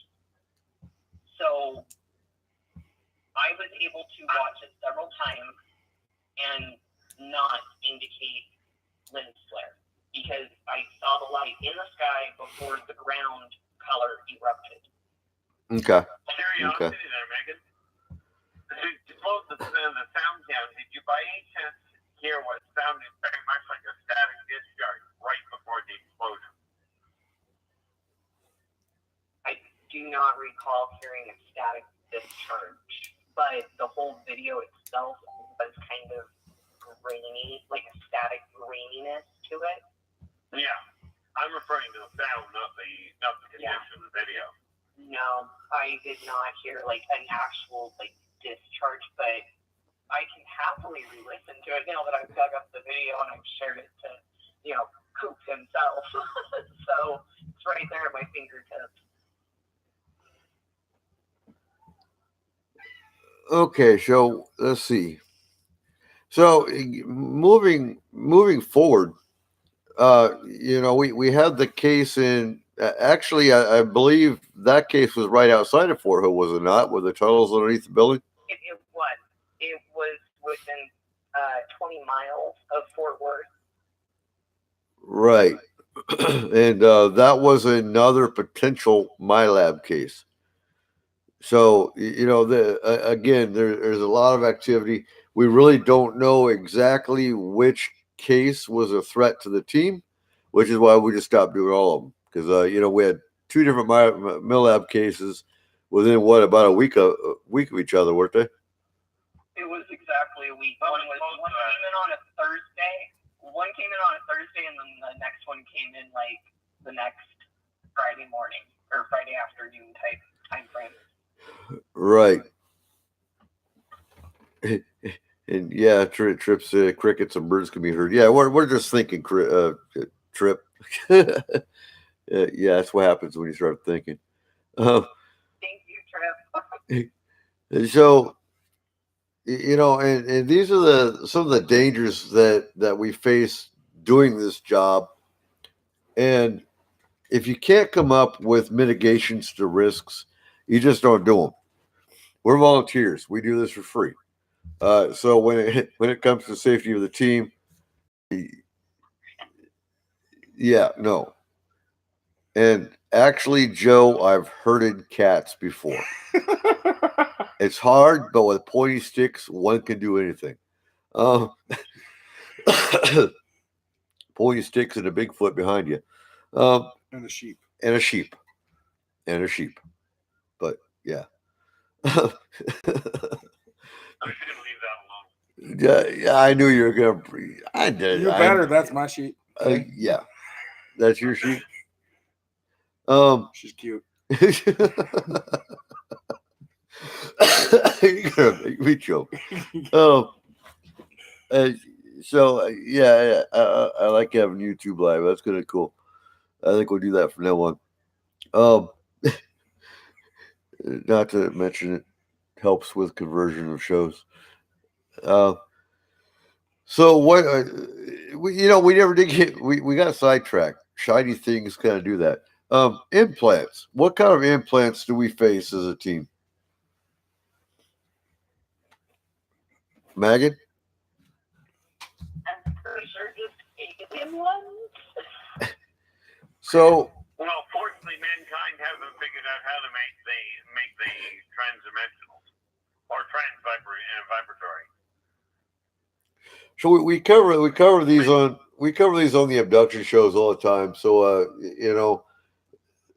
I can guarantee the implants the team got when we were on the MILAB case were probably trackers. Yeah, trackers, yes. Right. That's what I mean by the different kinds of implants. So you've got the trackers, you've got the DNA manipulation, you've got the DNA masking, you've got the holograms, which are upload, download implants. Those are the ones in the brain. Terrifying. Yeah. Yeah. So much like humans do with animals, there's an implant that we put in animals to track them. We do with the elk herds up here. Uh, Certain races, each race has their own kind of implant, their own agenda with an implant. The trackers are simply so if you've been abducted, you can pack up all your stuff and move as fast as you want. They're going to find you because they have a tracker in you. And clarify this for me, Keith. But I believe the most of your tracking implants are in the nasal cavity, behind the ear, the hands, and the feet. Yeah. In the hands and feet, you're usually looking at the wrist and the ankle. Okay. And yeah, I've heard of those too. Which race do we know is doing the trackers? Well, the grays are the most common. Right. Okay. Anyone else? Well, we do know that the Nords have been known to use. Of course, the Nords work hand in hand with the grays. But Radio Command, which happens to be it's the communication specialist for the consortium, and they put in a tracker that is more like a bug. In other words, listening in on what's going on. Okay. Oh, lovely. Ain't it? Yeah, well, this is what I tell people when people complain about Big Brother watching. Well, Big Brother's got a bigger brother.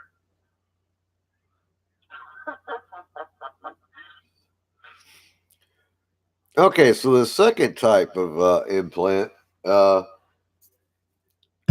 this ain't proven. This is all conjecture and theory, but I do believe with some of the hybrids, they have an implant. So when humans take their blood, DNA manipulation is not detected. Can you clarify? That is essentially correct. Well, the thing with the hybrids is this. Because of the level of technology being used for the hybridization program in the first place, mankind's technology hasn't gotten good enough to notice. Because where the change takes place is in the triple helix, and mankind is only just barely touching the surface of it. I'm just going to clarify here because back in the '90s when there's a hybrid program, the abductee was actually taken up to the craft, was implanted with essentially the fetus, returned, had like a 2-month gestation, taken back to the craft, and the fetus was taken out. Now we have abductees that are being taken to the craft, being implanted, and actually giving a natural birth down here. I know of at least one case, and again, it's I don't believe in irony, but there's a case in Texas that is a hybrid, and that individual was actually a natural birth. Those are the hybrids I believe have an implant. So when this individual is having blood drawn for medical exams and whatnot of the human variety, they can't detect any kind of a change to the DNA or the blood. Yeah, it'll look normal, if you will. Right. Nothing, no anomalies that would indicate that this person was a hybrid. Yeah, and something to keep in mind, just to be very clear, most very, very, very few hybrids actually know they're hybrids. Right. Very few. And this individual doesn't, their dad does. Yeah, and you can bet he ain't gonna say anything. No, well, we had that talk.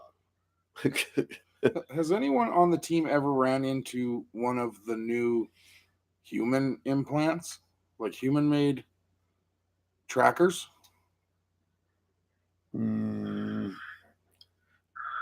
Megan?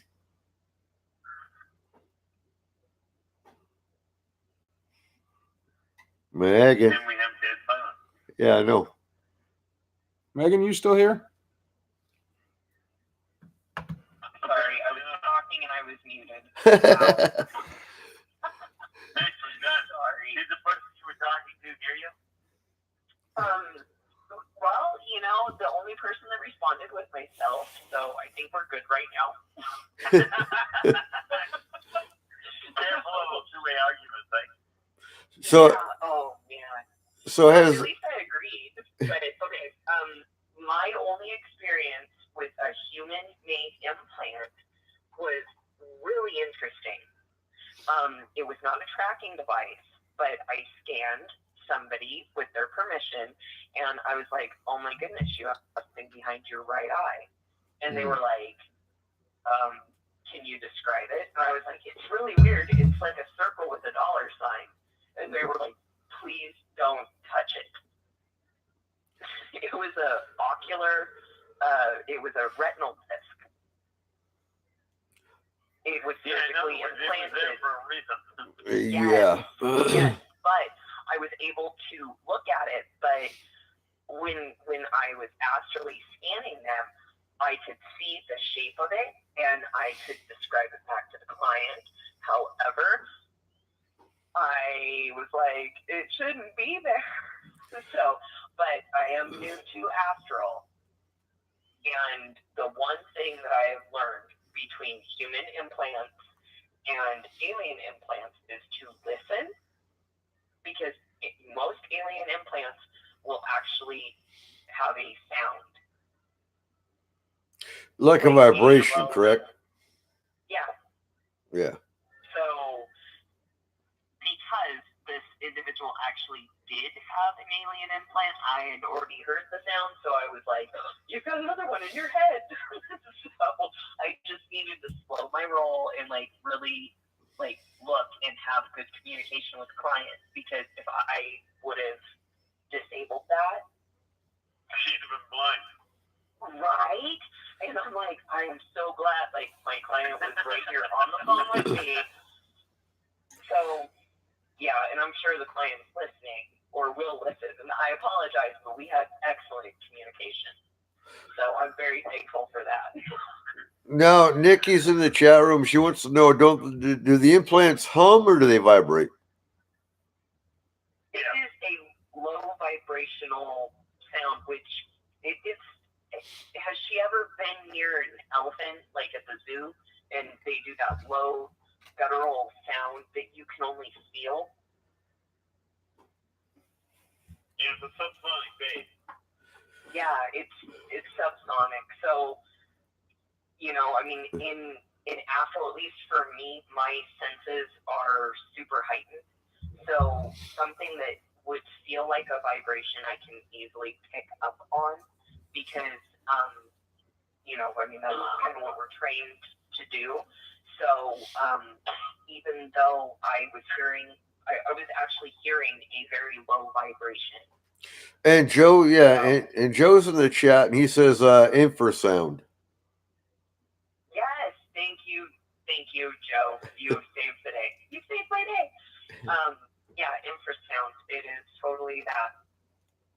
And and Nikki knows what you're talking about. She said, "Oh yeah." Okay. Now, is there any kind of instrument that actually scientifically picks up infrasound? Well, I know the military has it. Well, I'm wondering if there's a civilian model, or I can go. So, okay, have you guys ever heard of a stud finder? Yep. That's not for finding guys. So the stud finder, which is about a $15 tool that you could pick up at any hardware store, contractors will use it. That way they're not drilling unnecessary holes into your wall to figure out where the heck your studs are. Those have been used to actually indicate a possibility of alien implants, because it is sound reverberation. It will penetrate through skin. I'm actually playing around with one right now, because I'm curious to see if tattoo covers will make it beep.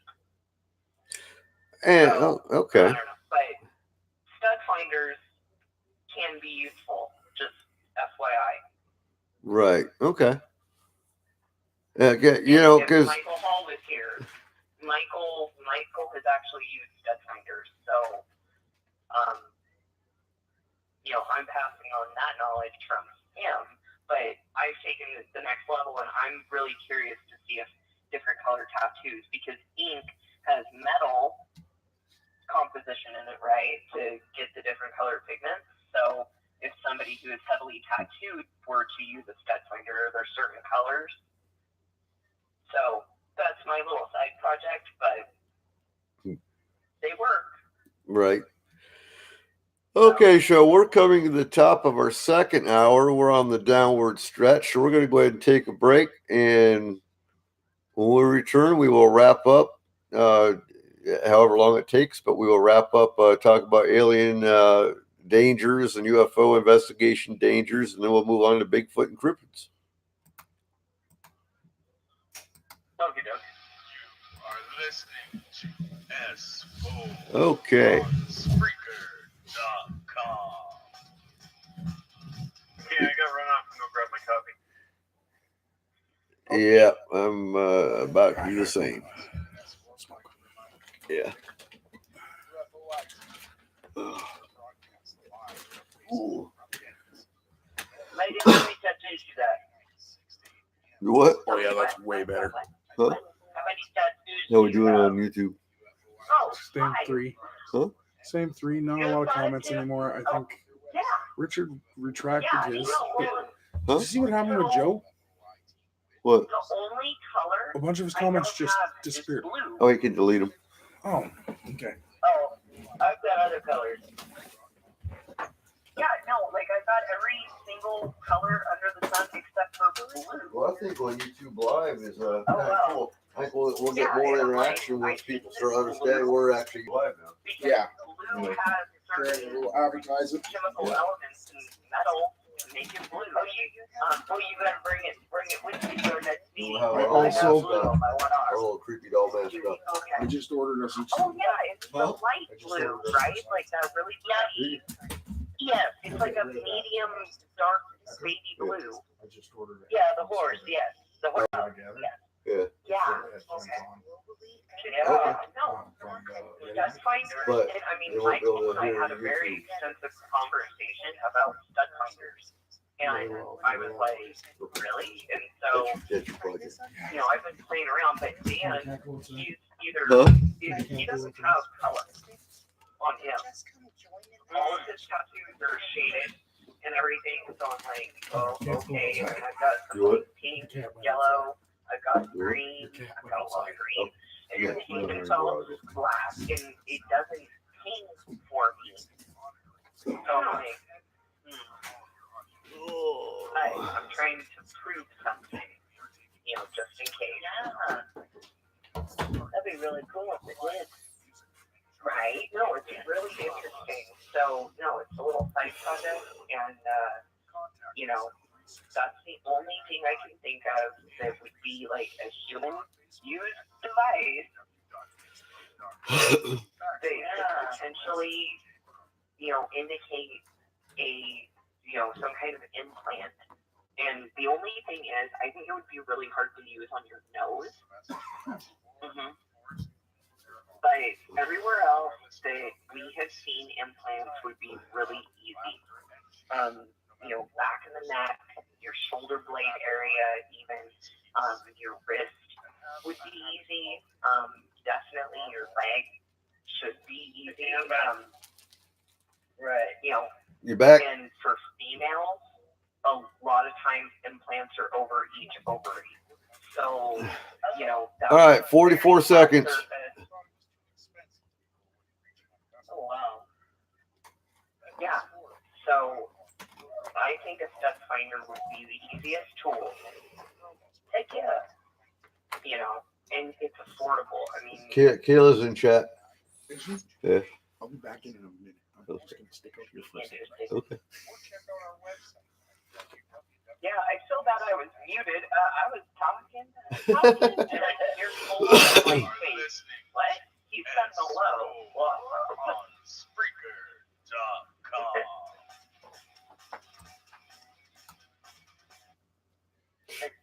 All right, folks. Welcome back to the show. We're on the last hour of our 3-hour show from now on. and glad you're with us. We're talking dangers of the paranormal. Is it really dangerous to investigate?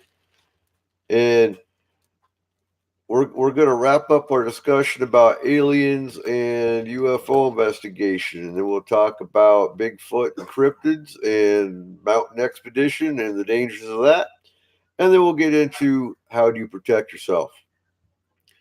So we've talked about the DNA masking implant. We've talked about the tracking implant. What other implants are there, Keith?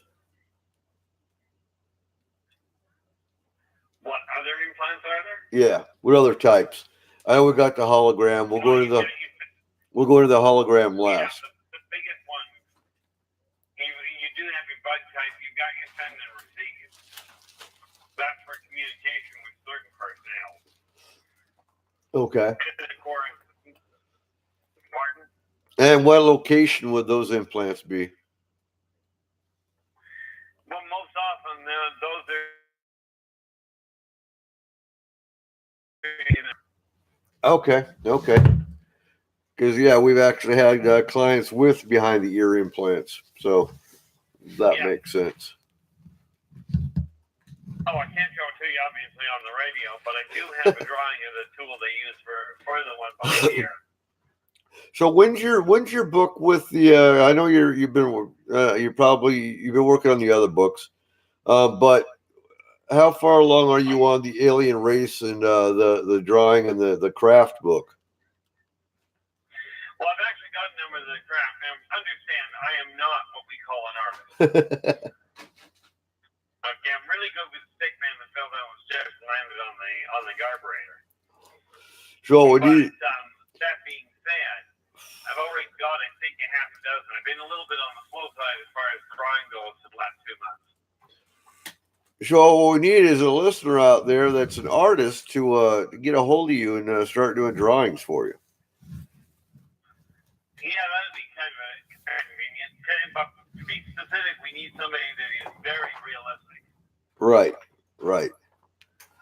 The cartoon type doesn't work.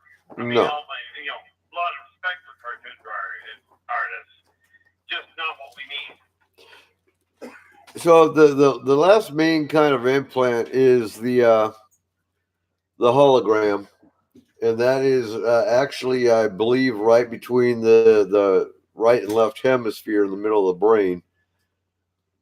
Yeah, more often than not. Right, and that is. Although they have been known to put it right in between the right and left sinus cavity. Okay. And those we can remove. The brain implant we're not messing with. So. Good spot. So when the team is astral, they can actually do somewhat of an energy burst, which essentially disables the implant, and that's how we've been able to stop abductions. We have actually stopped 3 different abductions that I'm aware of that are still not being abducted to this day. But unfortunately, due to the risks involved, is why we stopped doing it. I think basic abductions we could still do. Stop, that is. But when it comes to Millab, not messing with. Until we figure them out a little more. So do we have any more risks or dangers that we want to talk about with the UFO alien side? And the biggest risk that I know of that a number of people have talked to me about is the individuals that go, and this is a danger to them, not to you guys. But they'll sit there and go, I really want to be abducted. I don't care by who. That's a really bad idea. It's a very, very bad idea. And I hear that all the time too, Keith. You're not the only one. But be careful what you wish for. Yeah, I mean, there are certain races you do not want to be invited to the dinner table. The Techlex, for one. That'll be the big one. Those, by the way, there's a really, I don't know what it's called. You'd have to look for it. But I know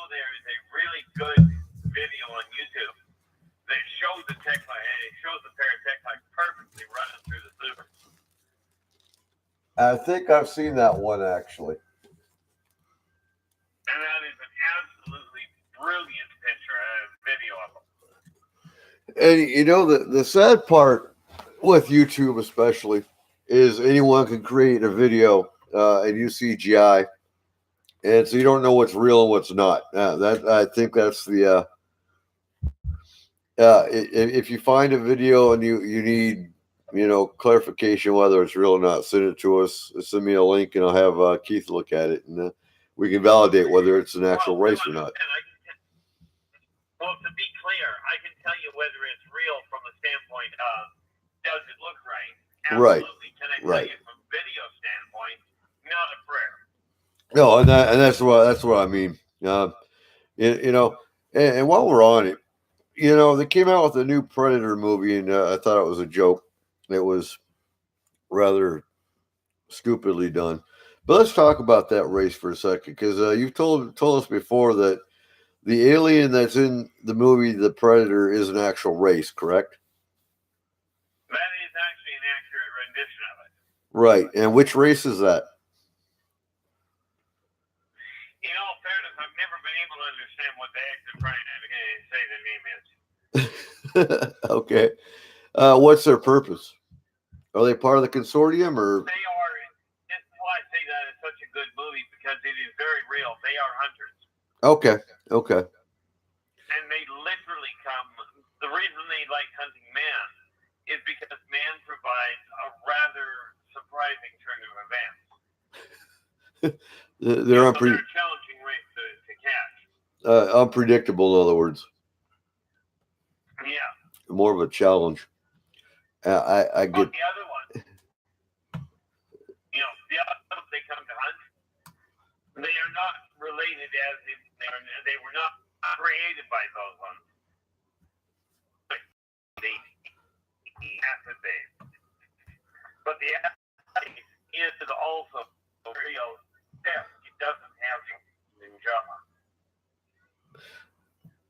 Okay, real quick, and I don't know what's going on here. We're glitching up here. But Joe wants to know, can implants be defeated temporarily by getting inside of a Faraday cage? And if they lose your signal, do they come looking for you to find out what happened? And excellent question, Joe. Actually, what happens with the team once we've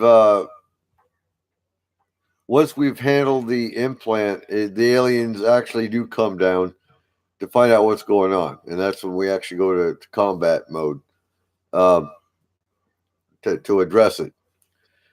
And as far as the Faraday cage, I actually had one abductee that told me a real high magnet actually disable them as well, but it's got to be a real strong magnet, not just your common run of the mill style.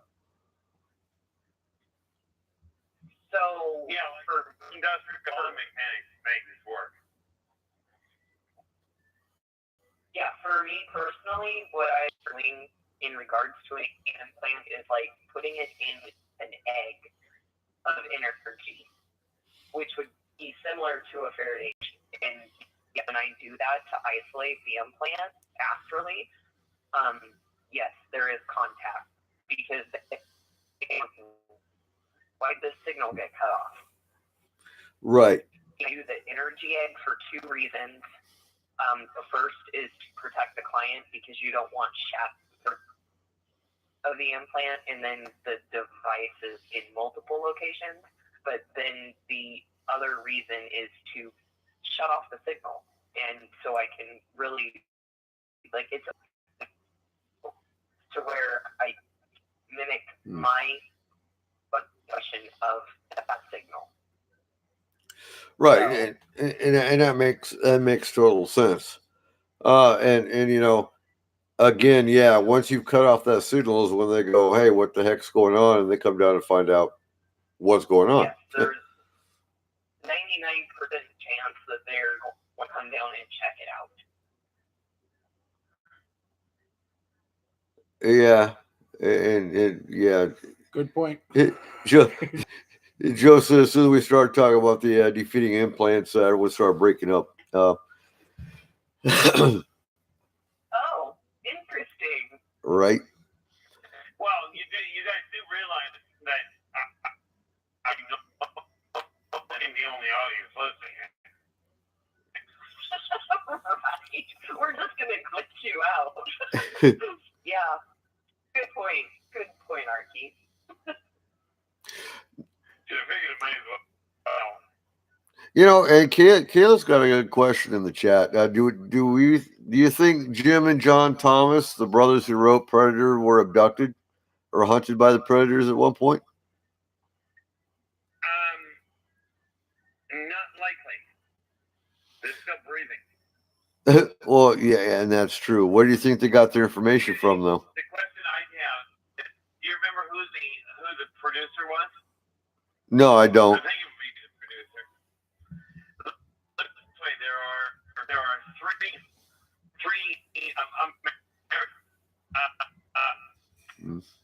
I think the producers. It might be directors. I know Spielberg would be one of them. Lucas would be the second, and whoever did X-Files is the third one. John Carter. Yeah, and and you know, X-Files. John Carter actually had the FBI helping him on that. He's one of the three, and there's one in Europe, and I forget what the guy's name is, but there's one in Europe that also knows exactly what's going on. Right.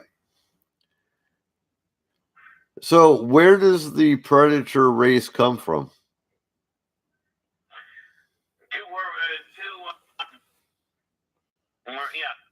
Two wormholes, and quite wormholes away.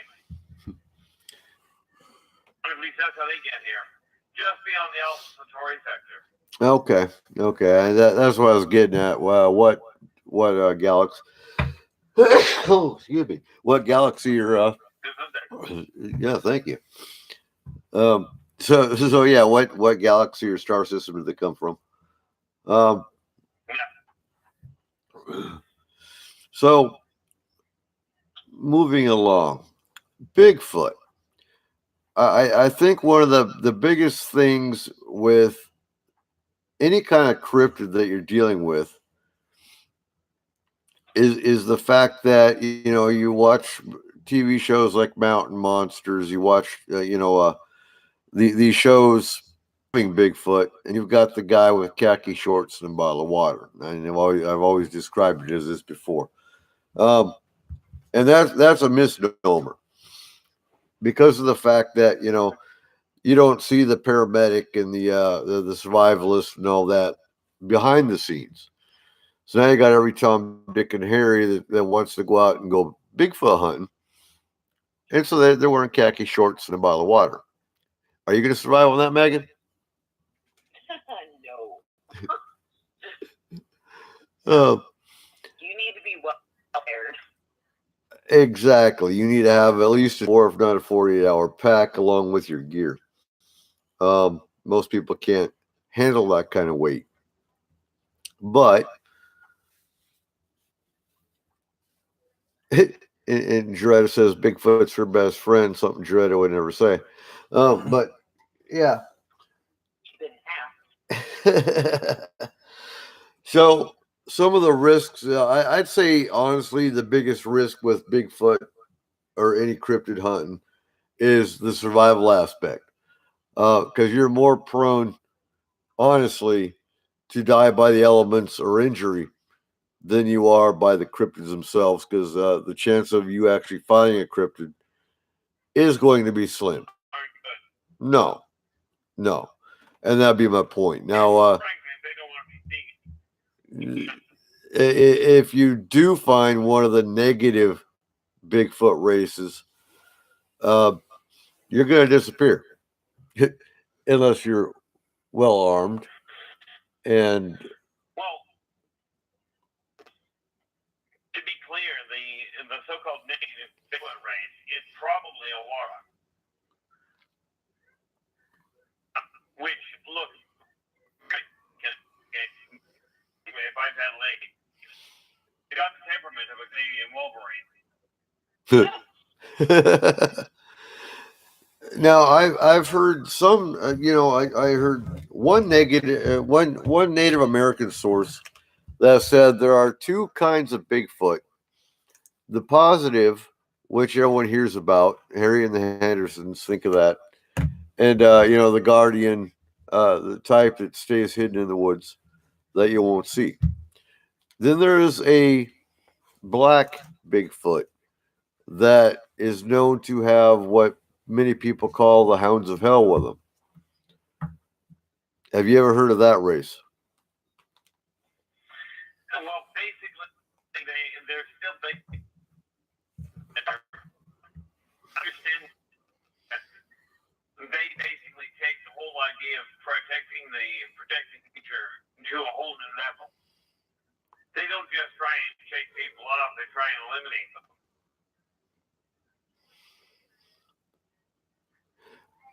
So yeah, and what I was told with that though is once they aren't going to come out and hunt humans per se, but if you're in their territory, you better take heed and leave.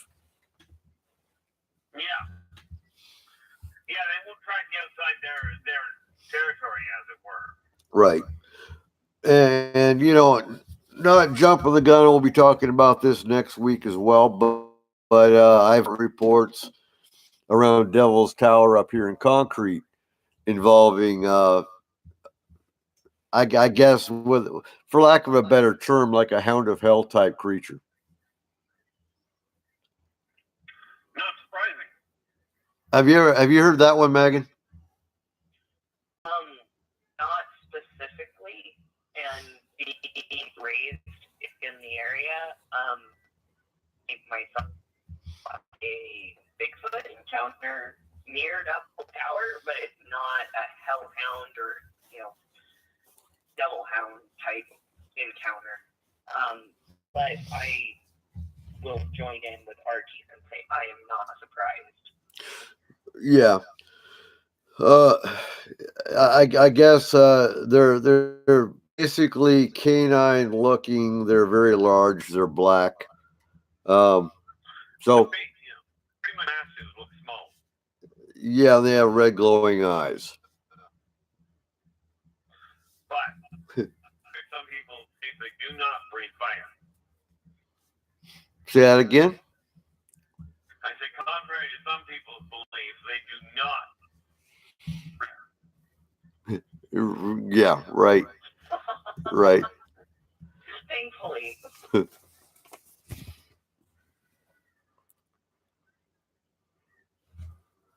Okay. So I'm trying something here to see if it fixes their choppiness or if we're just being tampered with.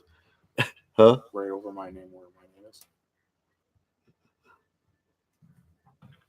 Well, don't do what I did the one day. Don't throw your laptop off the table. It doesn't work well. No, they don't balance. No, they don't bounce. They don't bounce very well, and they tend to go breaking into pieces, and they gotta get in your laptop. Yeah, and that's just weird. Yep, fairly small is what actually goes No. So main thing is you can either take someone with survival training with you, or go to a survival school. You know, you need to know how to survive in the wilderness if you're gonna go Bigfoot hunting. Check your local conservation authorities. know the neighborhood. Yeah, find out what the The local wildlife could be a problem anyway. right, and make sure you get maps of the area, study the area you're going into, GPS. And we've said it before, but get a personal. Oh, help me out here, Megan. The personal beacon. There you go. Because that way, if you do wind up lost, you hit a button, and it goes to satellite, and they will find you.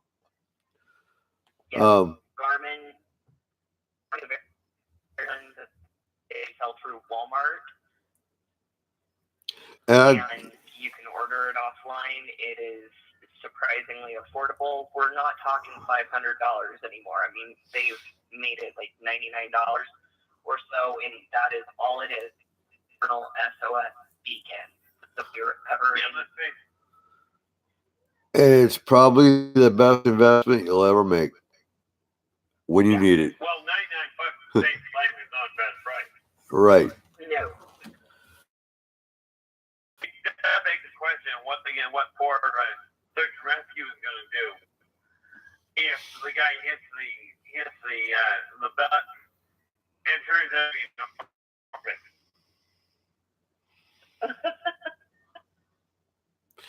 Also, Joe left the chat. He had to leave the show because he's got a storm coming into California. So sleep well, Joe, and we'll see you next week.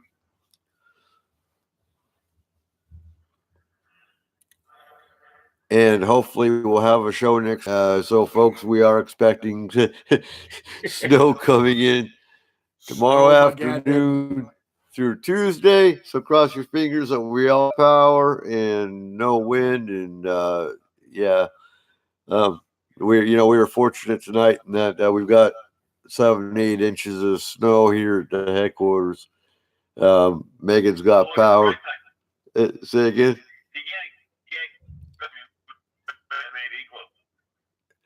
I don't want to build an igloo. We could. Oh, but we do have our plan B if the power does go out. We just won't be able to do a show.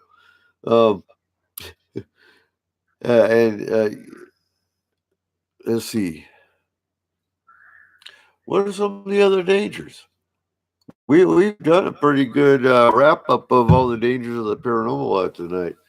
The Bigfoot one, you do have your mundane dangers as well. Like hypothermia is a huge one. Environmental. Yeah, absolutely. Yeah. And again, I was going to go into heavy duty, but we can. So again, if you're going, I already said, you take your 48-hour pack. So what goes in a 48-hour pack? You want your fire starter. You want, I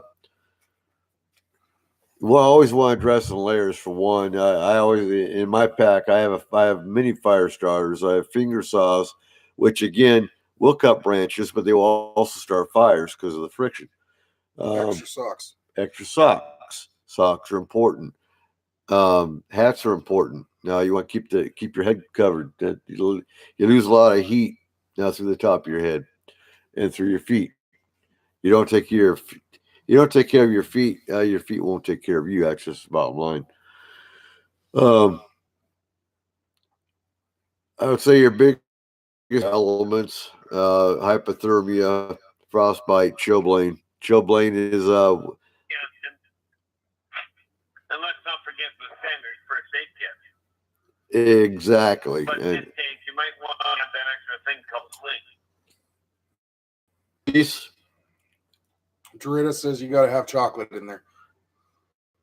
I agree. Now, when it comes to basic foods, usually what I do pack, and I pack for the kids, is granola bars. Trail mix is a good one. Trail mix, beef jerky, coffee. Oh, of course. Just anything high protein, high carb. Big bars are really good. The tuna and that is really good. Joe, are we the overlords? No, not us, the government. Oh, okay. So Joe fooled the overlords into thinking he wasn't listening anymore. Now it's getting great signal. Oh. I was hoping. High hopes. Oh. Okay, so Eric, explain chilblain. So chilblains. Chilblains is if you've ever gone out and made a snowball and you get the tingly sensation in your hands and it actually starts to hurt. That is chilblains. And that's actually, if you ignore it, it will go into the second phase, which is frostbite. It takes a while. The minute you start getting chilblains, say again. I said it takes a while, but hurt. Oh yeah, because basically frostbite is when the tissue on your skin deadens. It actually freezes, and that's when your skin will actually turn white And bubble. and bubble. Yes, And become very, very gross. and that's when you wrap up your. It's usually in your hands or feet. It can be anywhere. It's usually your hands or feet that get it first because they're the most open. When your feet start sweating and then sweat turns to ice, well, that's an easy way to get frostbite, obviously. And then you got hypothermia. Hypothermia is basically when and contrary to popular belief, you can get hypothermia in July. That's when your core temperature drops below 97. That doesn't sound right. I think it's more like 95. So basically, your body core temperature drops and you start shivering. Now, when your shivering stops, is when you're in close to death phase. If you don't get heated up quick, that is a medical emergency. Any of them can be. Chilblains, not so much. You just go inside, you rub your hands together, you warm up. Chilblains is gone. Hypothermia, you want to warm yourself up slowly but steadily. Yeah, You don't want to do it too fast. Otherwise, you go into shock. Yeah. So, because we're in the winter months, we'll hit that. We're the winter environmental hazards. We'll go into dehydration and heat exhaustion, things like that, closer to summer. Running out of coffee. Oh, that's like the worst travesty ever. That is. So, for those that want to pack, but they want to pack light, and you're a coffee drinker, what I pack is coffee singles. I don't take instant coffee. That's a cardinal sin. Oh, coffee singles. I'm trying to figure out why somebody invented that. What? Instant coffee or coffee singles? No. Oh, that's a terrible word. It's before letters, but it's 5-letter word. It is. It is. Not if you know how to use abbreviations. So now with coffee singles, it's just like a cup of coffee. It's a tea bag with coffee in it. You heat up your water, you throw a coffee single in there, you're good to go. Nothing like sitting on top of a mountain with a cigarette and a cup of coffee. And your wind-up flashlight. Well, wind-up radio. There you go. So you can listen to S-4. Exactly. So you can listen to S-4 on KSVU. So, all right, survivalist, what else you got for us? Know your terrain. Water straw? So what's a water straw? That's Straws. They are the coolest thing ever because as soon as was the Camelback, okay, I was buying them. Okay, the Camelbacks is a water pouch that you must put fresh water in, and then you can put the pack on, and you put the Camelback pouch back, and you've got like 1.5 gallons of fresh water, and it attaches over your shoulder, and it can even be attached to like the backpack strap. And as you're hiking through the woods or traversing whatnot, you can just have water right there. The thing is, for an extended amount of time, 1.5 gallons of water can actually go pretty quick, especially between like if you're the one with the Camelback and your partner doesn't have the Camelback, and 2 of you are using this water pouch. Well, now they have made the charcoal filters that you put in the line of the camel. So they've got that type of version where you could actually put like creek water in your Camelback, refill it, and it filters out in line with, you know, this charcoal filter. However, they've got something called a life. It is good for astronomical. I got something right here. So I will give you facts. Okay, life straw. Bought this at Cabela's locally. It is made by Sawyer.com. Basically, it is an ultralight, easy to use, long-lasting filtration system that you can attach to a top of a water bottle or just like use as raw in creek water. One of them can fill up to 100,000 gallons. Oh, wow. And it is a charcoal, charcoal based. And I'm gonna get it. You're not got a problem. what? What? You have a problem. Oh, right. Or something.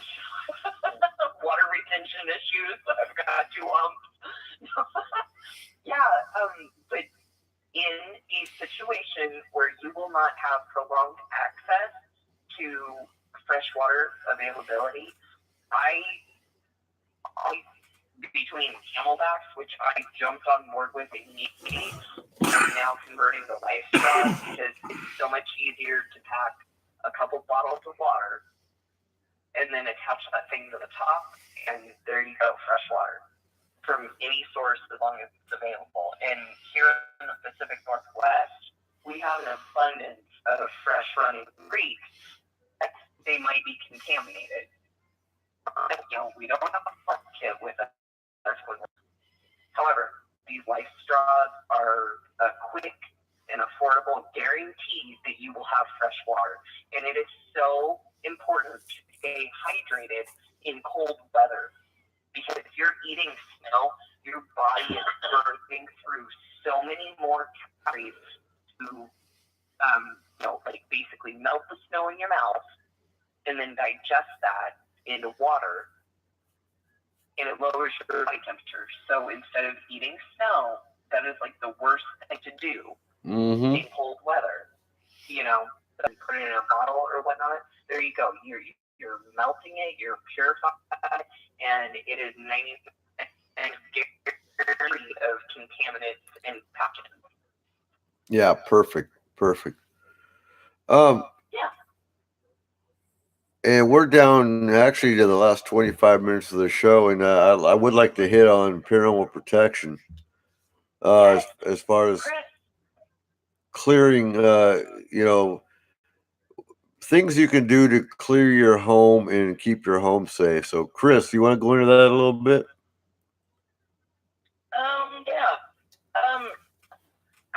Home is you can do the thing.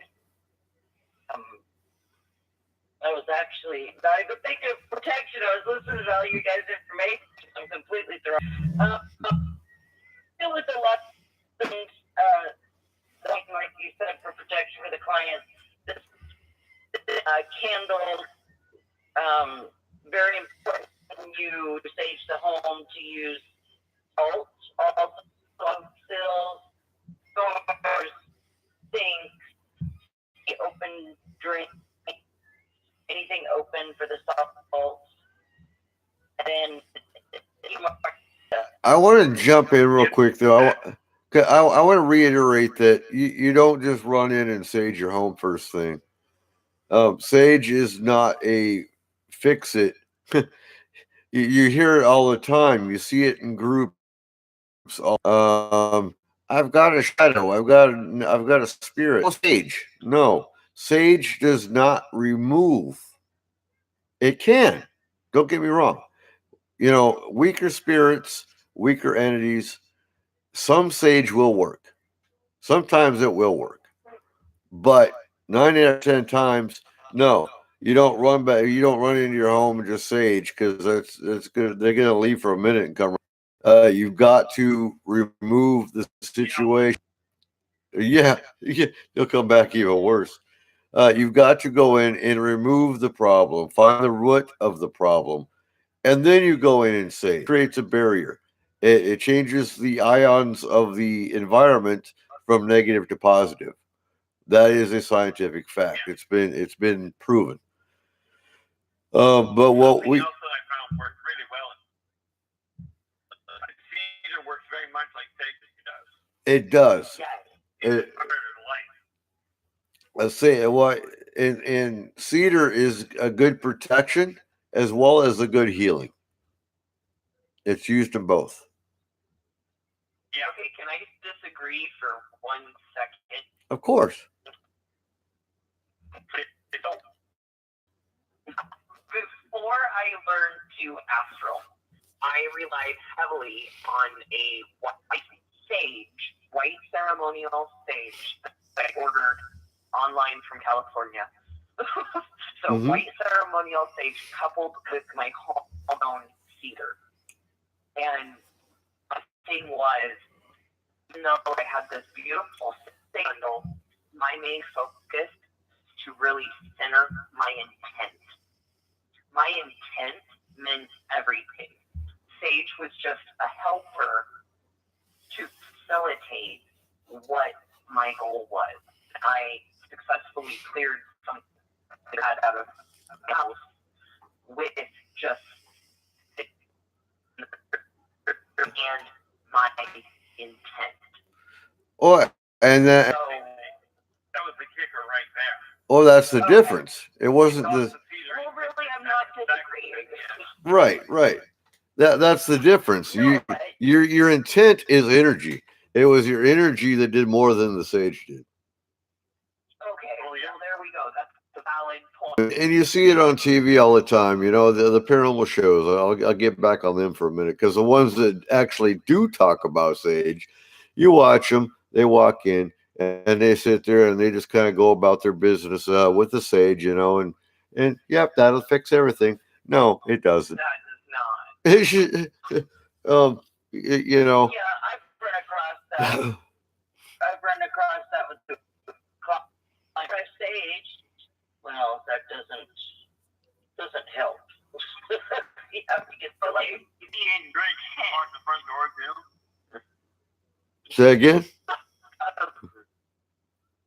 No, I open the window. Yes. Door, Yes. but No, I always, yeah, I always recommend. I always recommend you open the doors and windows.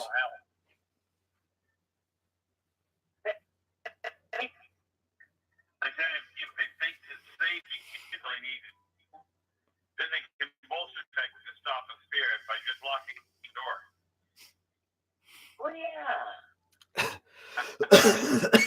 and extended care and all of the reps that work for FMP, we also give them there are different kinds of prayers, and it's like a put the client in control kind of a prayer. It's just a saying like, all energy is to be out of my house, energy can be here.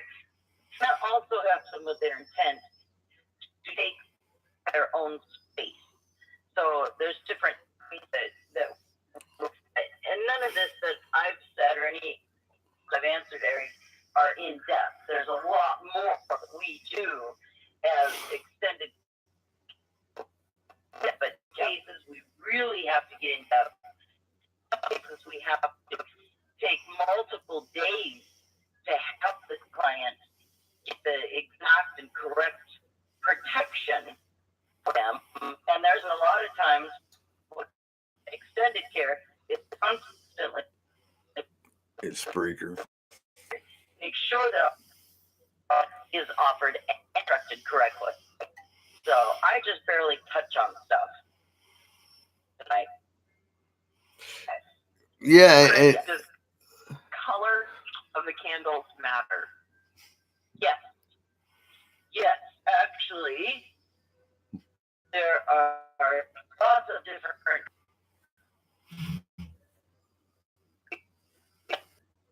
herbs that we can use. And about the cedar, I had to get a client that I can't remember if he was allergic. I think he was allergic to actual sage, and I had to have him burn actual cedar to do the smudging of his property. I've come across different things, and yes, the camp a huge difference. The white one is the universal, basically for anything. I have a whole paper of different candle colors, depending on the situation. Okay, so That's the other thing. so real quick though, you saged your home, and actually, well, we use a mix of frankincense, myrrh, rosemary, sage, cedar, and I can't remember the other one, but we actually have our own mix that we use. But what? So we've saged. What are we missing? What do you mean? We're missing something. You secured the home, but have we talked about the drains? Yeah, I said that. Okay. See, you heard me, see? Yeah. Yeah, The one that mix that you've got though is calamus. Okay. Yeah, known as wormwood. Okay. Oh, gotcha. So we're coming down to the last 15 minutes of the show, and I would like to bring up some of the stones that we use. There's some better grounding stones out there, but we do carry hematite. That's a very basic grounding stone, though. We carry a red jasper for protection and healing. We carry rose quartz, which is great for nightmares and dreams. It's kind of one of the stones we use for children most of the time. Yep. We have amethyst, which is known as the peace stone. Also, very good at calming. Very good. I believe that's also another protective stone. Yes. Uh, Moonstone's good. I wear moonstone. Turquoise is good. And I think notes. one of the, I really hit on black tourmaline, but just a crystal quartz actually capability increase the other stones it's used with. So it boosts the other stones. Yeah. The only caution there is do not put your quartz crystal right in the phone unless you're planning on burning it out. Phone, I mean. So here's the thing. Here's the thing, though, with quartz crystal, because quartz crystals actually program a quartz crystal into protection. You can program a quartz crystal into healing. You can program a quartz crystal into anything really you need. We also use quartz crystal for trapping. You can actually take it. Beers in citrine as well. Of course, it's probably quartz to start with. Well, and with your stones, you have your stones and you expect them to take care of you and help you out, but you have to take care of them too by cleansing them and changing them. You get a stone, I want to collect them, make it yours personally, you charge them.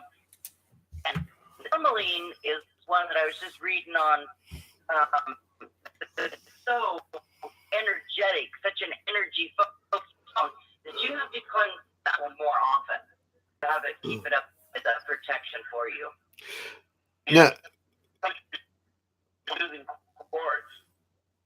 Now Jaretta's in the chat room, and Jaretta says, "Don't forget, Jet's another protection stone." Now the thing with protection stones is any black stone can actually be a good protection stone because a black stone dispels negativity. What did you say, Quartz? Keith? Mostly quartz is of the quartz keys. Protection.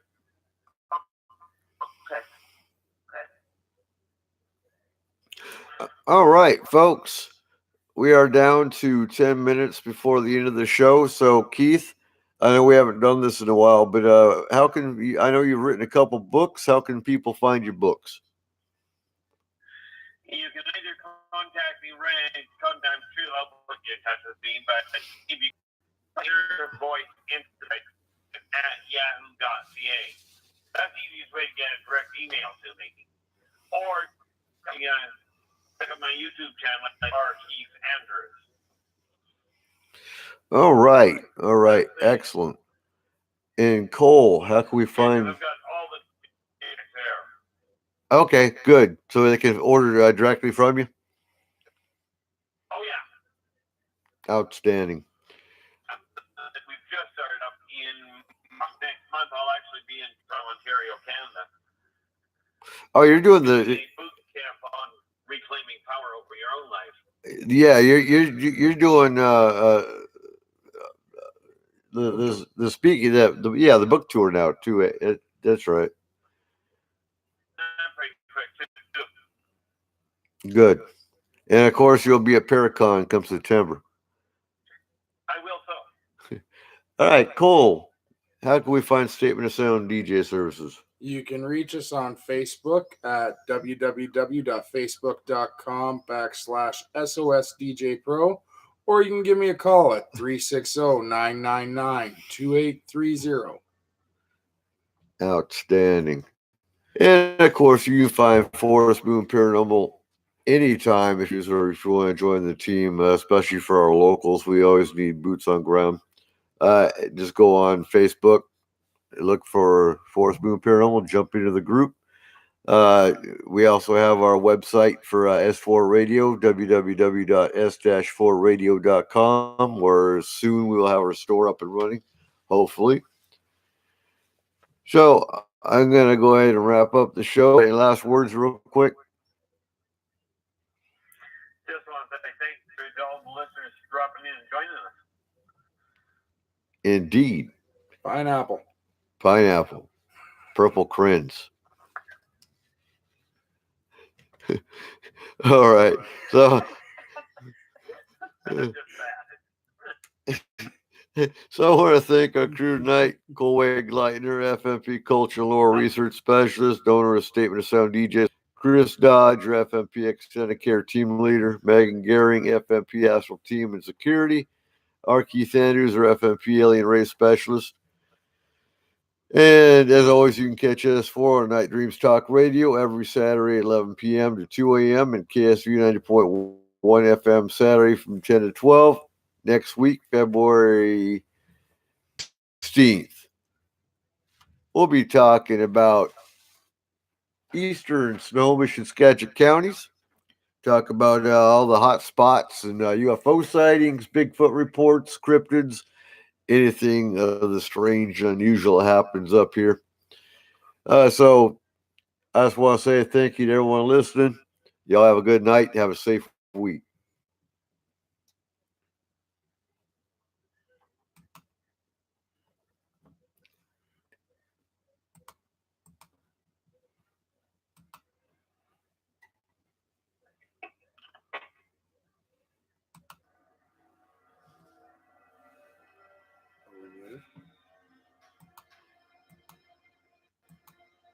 Yeah, we are clear.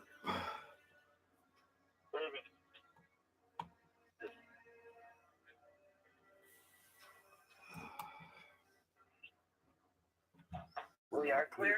Yeah, we're clear. We're not clear. Huh? I was a little off tonight because I had to take Rena to the vet. She had to have surgery. Oh, no. Yeah, Tampa went after her and bit her. Well, kind of. It was a little tiny puncture wound and an abscess. You should have called me. I do minor animal surgeries.